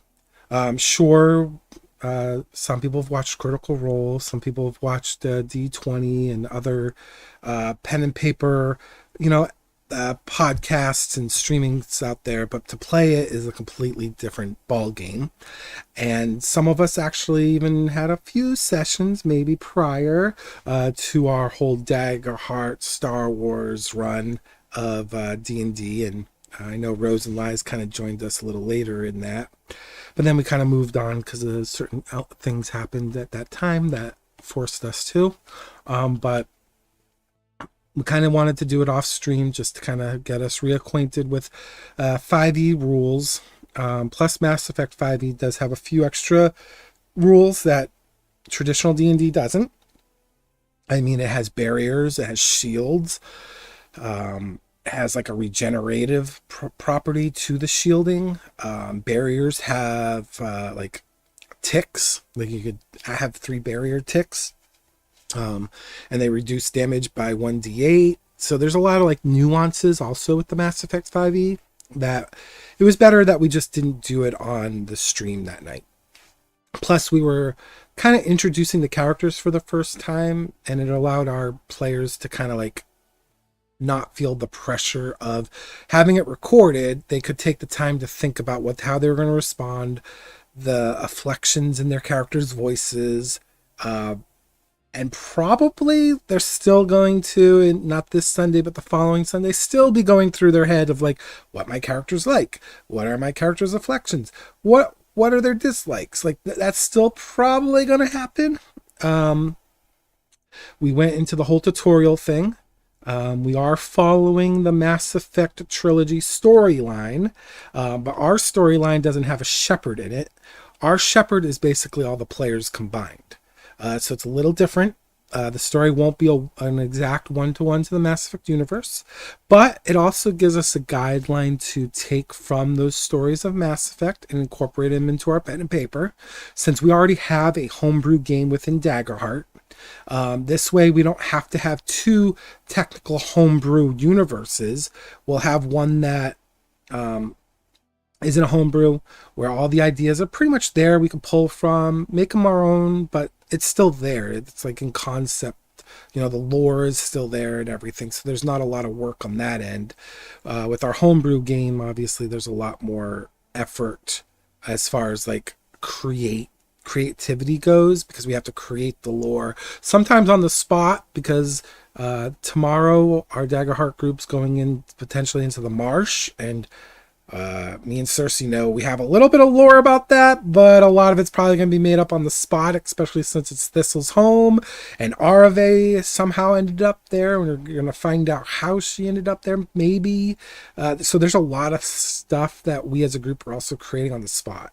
So it's a little different. So Mass Effect is a little different that way. A lot of lore is already created for Mass Effect. A lot of these planets and systems already have the lore too. Like Mass Effect is a very robust universe with a lot of lore and a lot of potential. So that's why we did it that way. Another thing we're doing with the Mass Effect that the players are going to learn too is it's going to be a little bit more open-ended. So they'll have main story quests, which will push the narrative forward. And we did discuss on Sunday, like, they might not have to necessarily go towards the main story. They might want to do more exploration in this session. Maybe they want to go to systems. Maybe they'll get distress calls. Maybe they'll find a rogue beacon kind of just blinking out in space, still, unattended, but it's still sending out a signal, and they go to investigate. Or maybe they find ruins on a planet, and maybe they're curious and want to see if they can find information there about maybe something going on with the main story. So there's a lot of things that the players can do this time around that might not make it feel completely on the rails that our Star Wars did. Our Star Wars definitely had more of an on the rails vibe to it because they were part of a faction, the Republic. This time around, they're still part of a faction mostly. They're being led by the Alliance. However, with 3 alien races, they're not all part of the Alliance. They're still regulated by it because they're on the Normandy. So there'll be a lot of that still, but it's going to be a lot more open-ended. It's going to be their ship, their travels, their adventures. And that's kind of what we discussed off stream in a nutshell. We also wanted to make it really important for them to understand that in between missions, their ship is their home. So that's where they're going to have their downtime. That's where they're going to talk to each other about what happened in that mission, what they learned, how it applies maybe to their main objectives, or maybe they're going to engage with our companions, because we're going to use a companion system in this game where they're going to pick up NPCs that join their crew, and they can take one of those NPCs per mission with them. And as these NPCs become more acquainted with our players, their reputation's going to build up, and if they hit a certain point in reputation gain, maybe assigning like Ashley, who is a companion they just found in session 0, maybe if they get her companionship maxed, maybe she offers a bonus to like maybe an advantage on attacks to an assigned player. So maybe if they're assigned to like Rose's character that night, Rose controls Ashley's actions in that event, but because Ashley is assigned to Rose, Rose gets the benefit of having advantages on her attack roll. It might be something like that. I haven't planned on what those advantages will be yet, because they haven't obviously got any of the companions to that degree of affection, but that's the kind of stuff we're thinking about with the Mass Effect. We're trying to make it a lot more engaging, still very narrative heavy in a 5e environment, because we like our narrative, our friends, we like to have role play, we like to have sessions. 5e is very mechanical, so we're trying to kind of add elements that make it still role play, character creation, still companion driven, and kind of making their ship not necessarily a ship, but more their home. And so that's just the rundown of what happened on Sunday of last week. They're still in the middle of a mission, so we'll be picking right up there. They're heading towards the end of it.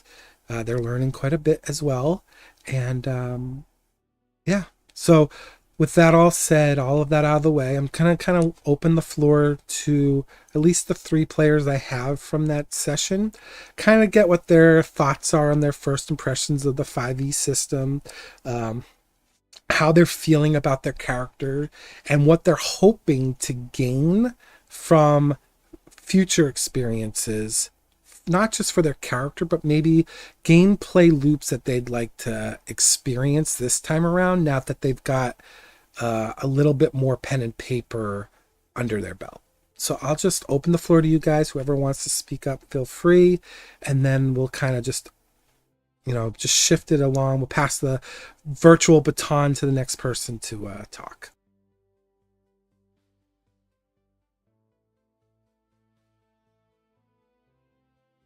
And don't be shy. Well, honestly, I'm still trying to get my mind around all of the complexities of the rules.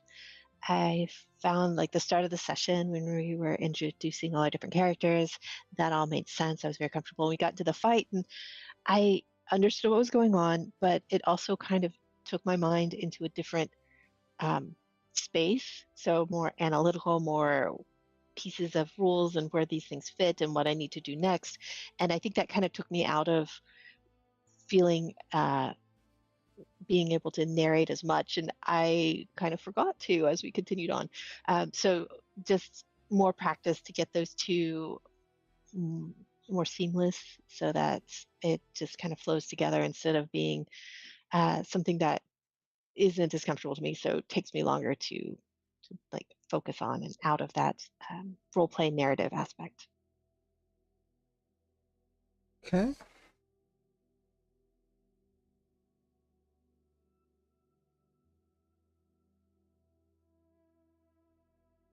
Try to get this sheet up so we can see it on the stream a little bit better, but Yeah, I'll also, and I put in the chat, I like the idea of these side quests. So I'm looking forward to seeing more about that and being able to do lots of neat little things on the side. as you're watching me probably on the stream finagle with this sheet. Yep. There we go. So yeah, I'm as you with can, Rose on that. Looking forward to the side quests because we usually go along with the main quest, and I don't know that there's just so much that's I think going to open up and allow us a little bit more of a feel for our characters as well. I think, not positive. Yeah, I think I think we've talked about this before, but I think this system will allow us to have a little bit more freedom in some ways than we've had, specifically with like Star Wars. We very much were kind of on a path, but it was a path that was kind of like built for us. There were some decisions, but a lot of it was just kind of like following the path. And I think with Mass Effect, we're going to have more leeway to divert from that path or diverge from that path a little bit more. So I think that'll be interesting to see that kind of play its way through as well.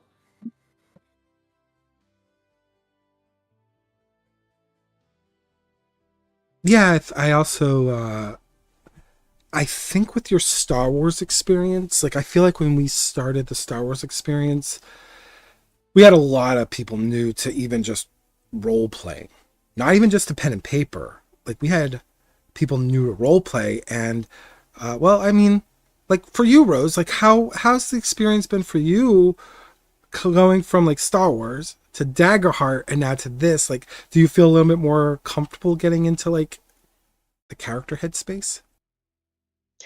Yeah, I think definitely. I think I learned a lot from the Star Wars campaign, and getting into Daggerheart was different, but a little smoother than the Niella character in Star Wars. And then this new character with Mass Effect, I think it's getting a little smoother again. So I think those experiences are definitely translating over and making me feel a lot more confident in character creation, and getting an idea of like the background of my character and feeling confident and like being there in the moment as that character. Yeah, I mean, you already gave yourself a speech pattern for your character in Mass Effect. That was very quick. Yeah, have to hold on to it now. But yeah, that was I think harder in Daggerheart to figure out how that character was speaking, and so I was more prepared for it going into Mass Effect. And right, exactly. And I think that goes back to the fact that Daggerheart is a world that primarily Cersei and I created with some input from Tony. It's a creative world. There's not a lot of like references to go off of on like how a halfling is supposed to sound, right?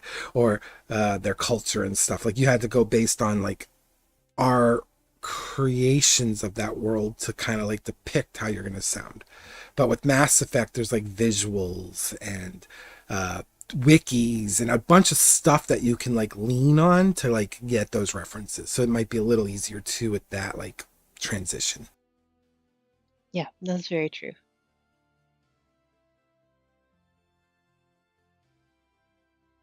I know for you, Tony, and actually you too, Cersei, you guys played a little bit of our other pen and paper, which was homebrew, and you guys were in there a little longer than Rose and Lies and Raps. Do you feel a little bit more comfortable going into this one this time around, since we started off maybe a little bit slower rather than just like throwing you right in the middle of a ship that has fog and you're suddenly getting thrown into like this time warpy thing? Is it a little easier to swallow? A lot easier to swallow for me. I usually have really bad trouble transitioning, and because we've been actually doing more of the different things, I was surprisingly able to pick up a little bit faster and actually retain some of it, which was a surprise to me. And probably everybody else. I'm gonna say no. But it's not because, we don't, you're not a great DM and everything. It's less about, having been in a system similar to this before, and more or less the setting that's a little bit harder for me. Um, and just adjusting to that is a little bit rough, just because I have no familiarity with Mass Effect, and that for me is a little bit harder. And I think that's probably going to be the thing I have to adjust to. Um, the system itself is not necessarily um, intimidating right now, but it's also something where I think after our last session, we all kind of acknowledged, like, hey, we've played the Star Wars and we've been doing the Daggerheart, and I think a lot of us have come into that being like, okay, well, we'll go through this session and it'll all be all right, right? But I feel like there's a lot more we actually need to notate and remind ourselves and keep notes for in the 5e system. And I think that is going to be something we all diligently have to do better at, because, yeah, we've just got to remember names and places and how different things are going to affect our character. Or I feel like it's a little bit more we need to keep track of in the system, which isn't a bad thing, but it's just something to note. And that was one thing I think as well, just little things. I'm looking forward to growing into the system and growing into the lore, because I think it'd be a lot more satisfying. But I'd be lying if I said, oh yeah, this feels better. It's still intimidating to me, but I'm looking forward to more of it for sure. Yeah, I mean, I guess this will be a general like thought for all of you just to like think about and maybe even comment on. But with Star Wars, I feel like there's a little bit of a PG 13, 15, 17 kind of vibe there. Like there's a threshold there. So you're not going to get into like terribly tough situations. But in Mass Effect, there's a very big possibility you can get into maybe some social interactions that might be tougher, maybe some political things that might be a little more rough around the edges. In Star Wars, Cecile usually handled most of the political stuff, but in Mass Effect, politics is very much part of the universe, as much as crime, as much as combat, as much as anything else that you can think of. Is politics is equally just as important. I mean, you have council races, you have an embassies, you have political tension between the Traverse and council space. Like, there's a lot of like potential for you guys to also run into political role play. And it might not just now be dependent on one person to handle those political situations. And since the three of you that are on this stream are playing council races, except for Cersei actually is playing a Quarian, sorry. Two of you are playing council races. You guys probably will be involved in that a little bit more than you expect. Are you guys looking forward to like maybe having a little bit of more opportunities to differing kinds of role play opportunities? Because I feel like in Star Wars, you guys had maybe 2 or 3 different kinds of role play scenes, but in Mass Effect, you could run across some interesting role play scenes as far as like themes. Are you guys interested in that? Maybe intimidated by that? Maybe probably even more excited about that possibility of running into a situation that might give you a chance to think. I think a good example is our Daggerheart. I think there was a scene between Rose's character and her aunt. There was some back and forth conversations going on there. And we didn't really have that opportunity in Star Wars where we had differing opinions being challenged. And I think you're going to have a lot more of that in Mass Effect.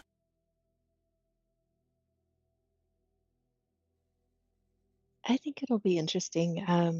Not, I don't know if I should be intimidated by it, but I think since I enjoy the game that we play with all of us, I enjoy all the people that are there. I think it'll be exciting to see the directions it go.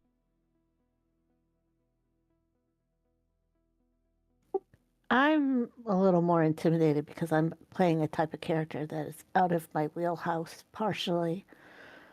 So I'm trying to expand upon what I'm doing. So that has a bit of an intimidating feel to it, but at the same time, I'm excited to explore it, to see what I'm able to do, to expand my horizons as well as my characters.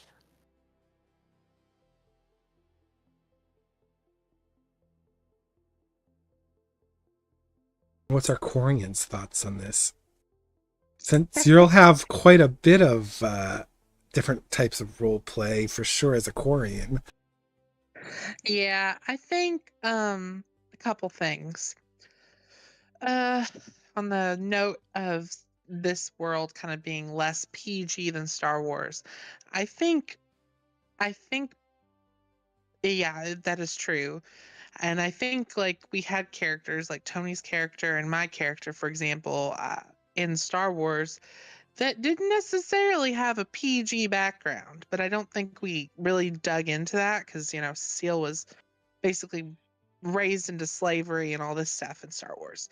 So those aren't really things we had to venture into, and I think it will be interesting because yes, Mass Effect is very much more of an adult world, and I think we're definitely going to see and hear and note things. You know, there is definitely discrimination amongst different groups in Mass Effect. And, you know, I am a Quarian, and I am definitely one of those groups. And I think that's going to be an interesting role to play. I also think, you know, I like Tony, like I'm playing a character that is an engineer, and it's definitely a very different type of character than I usually play. So there's a level of that that kind of is also like, okay, I gotta adjust myself because I usually do play more of a sociable character or a character that's like Cecile and Thistle couldn't be more different than Taylor, who is my Quarian character. Like couldn't be more different because they both are social in their own ways, and Cecile, was basically a political ambassador, and Thistle is just a little, social bug, and getting into a little mischief here and there. But Taylor is not. So it's going to be very interesting to see how it plays out. I'm looking forward to it. I am looking forward to that and seeing all the interactions we all can have for sure. Yeah, and then there's also the jargon, right? I think the jargon's going to be the biggest challenge for everybody, especially for our engineer. Yep. The powder core is at 70%. please adjust our.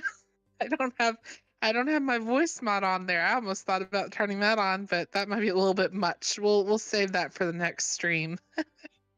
Or, like the cyclonic barrier is at 33%, and we need to make sure our IFF is operational because we need to be able to identify friend versus foe, things like that. That might be a little daunting.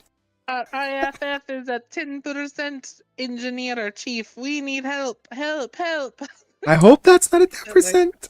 That's how your ship identifies friends and foe, by the way. It's IFF. It's identification of friends and foe. Oh my god. Well, whenever I don't know what to say, I'm gonna be like, okay, DM, what does the panel in front of me say?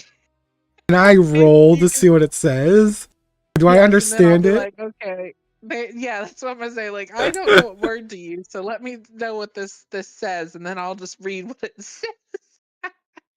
Yeah, because I think Rose is actually playing a very different character too, because she's playing more of the higher intelligent based character, right?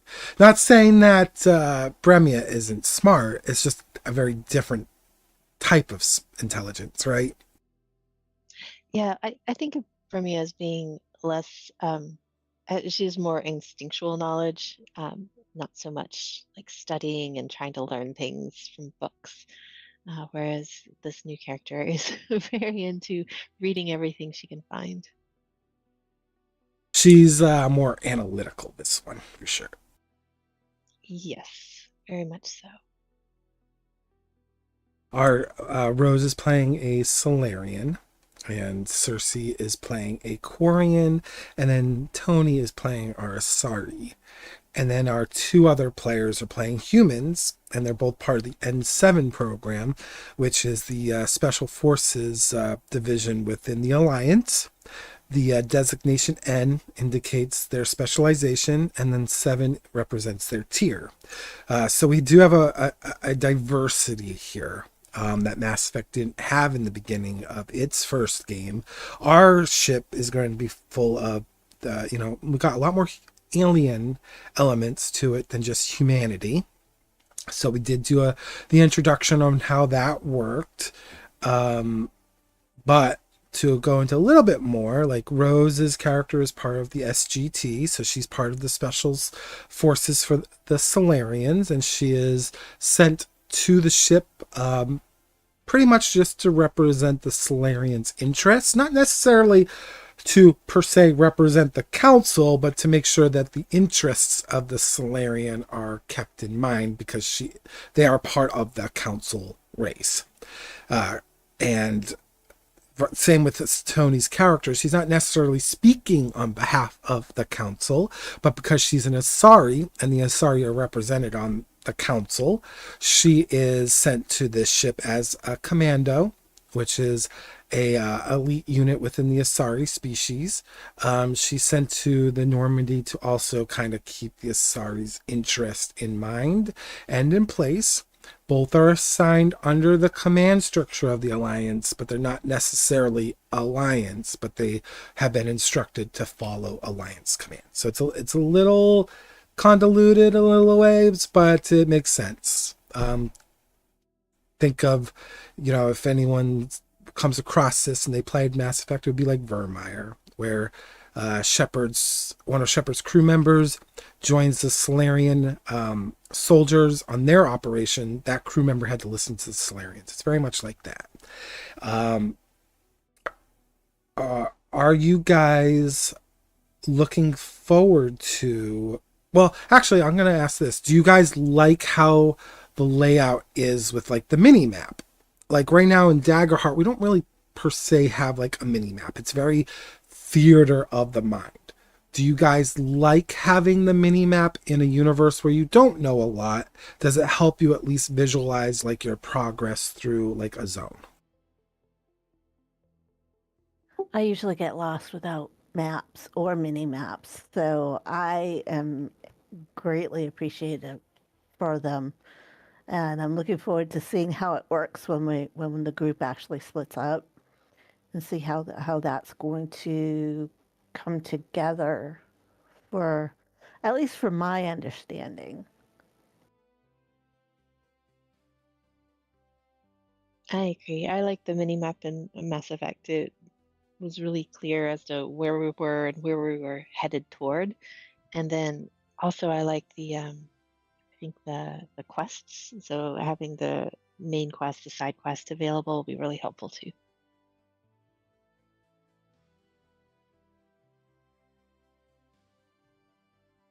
Yeah, it's your first time having a quest log.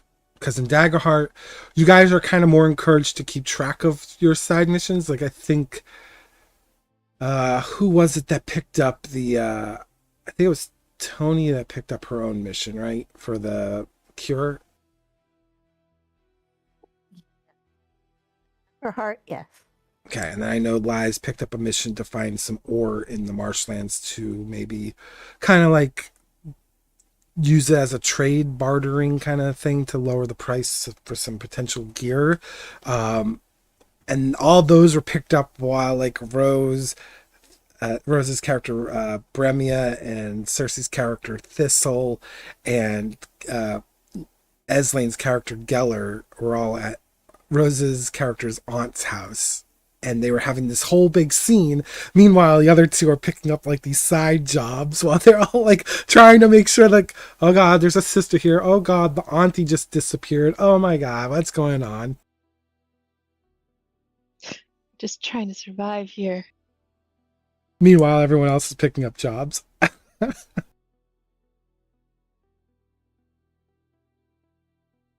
It'll be fun tomorrow. I have a feeling I can't wait to see what happens with you guys when it comes to the auntie situation, because you guys haven't even gone to rest yet. She made your bed. She wrote you a note saying she went out to go pick up some groceries. I think Geller made a thought like, oh, she's going to go rat us out. But we don't know if that's true or not. She might actually be going to get groceries, not expecting like, I got to feed 2 more mouths than I normally have to. So it'll be interesting to see where you guys end up there. Yeah, we'll see. And then Thistle finding out your character is in Applebrook. That was interesting. Finally. That'll be fun. No good Applebrooks. I think the only... Thistle seems to care about that so much more than Brimia does. Which is fair, because maybe her perspective of the Applebrooks comes from your auntie's like region, right? Not your region. Yeah, definitely. I think it's a little confusing, the strength of Thistle's feelings are confusing to Brimia right now. You pretty much know where everyone is except for Arve. I think Arve is the only one no one has track of. Like even Thistle ran into Varellis. She's the only one you guys don't know where she is. Does she even know where she is? Yeah, you know where you are. The rest of the group doesn't though. But likewise, you don't know where the rest of them are either. Exactly. So that's a little it makes me feel like a little Star Wars-y right now, because I'm like, man, if she gets into trouble, she's gonna get into trouble. How does Tony always end up alone? Me? Always end up alone. I don't know how I do that either. all the time. Sometimes I know how I do it, but other times it's really not planned. No, and you got a sister that did something in the background towards you. You don't know what she did, but got all these looming things happening around you. Scary. Very scary. That'll be fun to find out what happens tomorrow. This is true. Yep. Looking forward to it. We got some exciting things. We got two new pen and papers coming. I mean, at least one new pen and paper, and then we got our Dagger Heart, which we're actually doing pretty good. I think we're on episode 9 of our Dagger Heart. So that's been going on for a while too now. Which is awesome. Because Yeah. I think we determined Dagger Heart actually is meant to have smaller long-term campaigns. Because if you read the rule book, it sounds like every level is supposed to be like 1 to 3 acts, but we're kind of extending it to like anywhere from 1 to 5, 6, 7 acts per level. So we're kind of extending it. But I think Dagger Heart is meant to be like a shorter, long-term homebrew, right? So Yeah. I'm good with our pace in Dagger Heart. I know we're in tier 2 now, so before we get to tier 3, we gotta we gotta upgrade our gear and everything because it's just gonna get harder and harder. yeah, you guys are in the middle of tier 2, so because you guys are level 3. So I think after level 4 you start entering tier 3. Yeah. Yep. Sounds right. And how Dagger Heart works is like once you get to tier 3 and then into tier 4, you're starting to hit like enemies that would be like CR 18 or 20 in D&D. Like you're talking about enemies that would be very powerful and probably have a lot of unique abilities. I know there's some in tier 2 that will allow, for example, there's mobs for that will, once they get spotlighted, they can be spotlighted twice without the DM spending fear. So there are enemies in tier 2 that can actually take 2 actions without spending fear because they have these innate abilities called like relentless, for example. So there are enemies that you guys really haven't fought against yet that will be a little bit more challenging than like the bandits that you just fought. Even though I feel like those could have been pretty brutal too if I spent a little bit more fear and went a little more heavier, because I feel like that poison was going to be pretty brutal. But I I didn't. didn't get a chance to use my poison, which I almost did. Yeah, you guys definitely use your abilities. I guess that's also something different with Daggerheart and your Mass Effect too, is when you guys use your abilities. I think, Rose, you used an ability in Mass Effect, didn't you? I think it was Barry or something. Yeah, I think Lies used his barrier. It's up here. So let's see. He used, was it fortification? Oh no, I think one of you used a power. One of you used the power, didn't you? I thought you used the power too. I used a cantrip.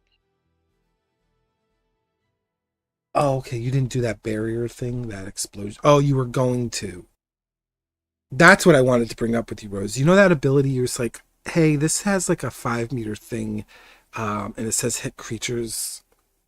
Am I gonna hit my allies? I read that ability that you're talking about. It centers around you, so you could have. This is why I want to bring up, because this was kind of on me. If you positioned yourself well enough, that 5-meter radius around you might not have hit like Lies. If you position yourself in a way that 5-meter radius would have been like at the edge of where Aiden was. Okay, yeah. Yeah, I have like 2 different abilities that have a range, like an area effect. So it'll be good to understand. how they affect my party members so I don't accidentally wrap them up in something they don't want to be in. Your barrier detonation is, it says, I don't know if you can see it. Let me see if I can. No, yeah, it wasn't barrier detonation. That is definitely around me, but I didn't have anything around me. I was looking at, I think it was a warp cloud because we had that one invisible drone. So my thought was if that drone flew into this area of effect, we would see it. But I also didn't want to I wanted to protect the people in a group and not damage them. I see. It says target a point within range, creating a highly concentrated warp field within a 2-meter cube. A creature take. Okay, yeah. So with those abilities, you can actually target an area, and what we would do at that point is we would just draw like a circle or a square or a cube, however it describes it. We would create that on the map at the point that you indicated, and that would not be the safe zone. So you could have set that up in a way that wouldn't have affected Aiden, for example. I wasn't clear on that, and I read that again, and I was like, oh, I should probably clarify that with poor Rose. Yeah, I'll get there. A lot of abilities will allow you to target an area. Some will say you have to target a creature and it'll have an effect around it. Or some will say target self and you'll create an area effect around you. So that's what we have to really focus on, is like, what's it say as regarding target? Does it say target enemy? Does it target ground? Or does it target self? Yeah, that makes sense. Sorry, I know that wasn't really part of the discussion, but I was like, that just popped up in my head. And I was like, I wanted to correct myself with poor Rose, because I think I told Rose, like, no, you're going to hit Aiden, but I didn't realize the ability was like target an area. So that was up. No, it's fine, because at the time, like trying to figure out where to put that, I wasn't sure how useful it would be. And I definitely didn't want to hit anybody else like in our party. So it made sense at the time. Yeah, and that combat was a first for us too, because that was the first time you guys were in a combat situation in any of our pen and papers where you actually had an NPC that actually had an additional ability.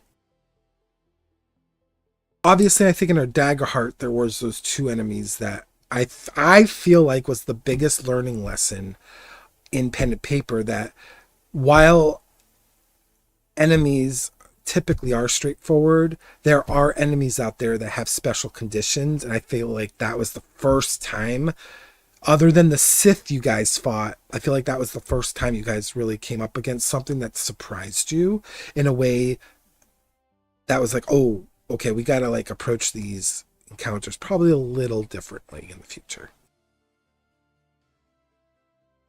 I think that's a fair assessment, especially with that. Remember those two brutes that you guys were fighting, and every time they attacked everything in close range? Yeah, I remember that. Yeah, I feel like that's a good example of what definitely could happen in Daggerheart in the future. They're saying that now. And what happened in Star Wars with that Sith, because that Sith, oh man, that was brutal. That was the first time you guys fought something with actual abilities that were kind of akin to like players having abilities. And it really does change like the risk of the encounter. It makes it more threatening. So can't wait till you guys run into that more in Daggerheart too, because I feel like that's going to throw, it's going to make things more interesting for your encounters. And I will say this now, I will always encourage players to communicate with each other out of character, to plan a little bit. Obviously, if it's taking too long, I might go, well, you guys only got like 2 seconds here. Come up with something real quick. But I encourage you guys to kind of like talk to each other and think outside the box, especially when you start fighting enemies that actually start hurting a lot more or have special conditions that they normally wouldn't have. Because I will say now, in Daggerheart, there are certain monsters out there that don't require the DM to spend fear to do certain things that will make the situation more dangerous. They're typically solos tier, they're brute tier, there's different tiers of enemies you guys haven't really fought yet in Daggerheart, which will slowly now start getting introduced now that you guys are getting a little more powerful. So I think that'll be fun to let you guys kind of like use your brain muscles to go, okay, how are we going to deal with this situation when we also have to deal with all these damn minions? Like, what the heck? I think that'll be fun. Yeah, looking forward to Daggerheart tomorrow for sure. Yep, I'm gonna go wrestle a crocodile or an alligator. I thought you were going to just feed Thistle to the crocodile and run. Not yet. Wow, I was joking. Wow, okay. I'm joking too. But no, she still relies on Thistle for maybe the two of them getting Arve out of the situation she's in, being half elf and half now I forgot what they call them, but half mushroom. Well, Fungril. I think we've exhausted the conversations, at least the conversation points for today. So I will wrap this up. Did you guys have any like final thoughts or things that you'd like to bring up before we close today? No, I think we covered everything. And then some. It was a great discussion today.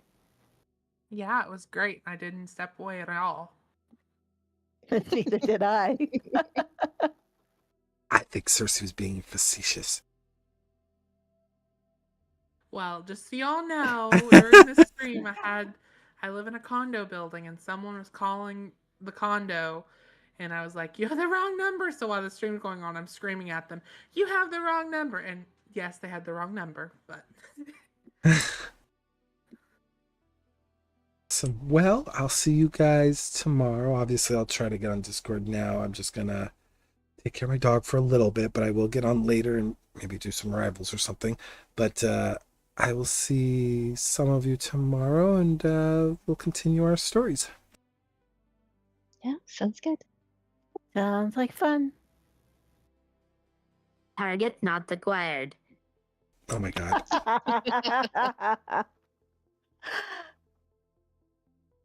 At that. Goodbye.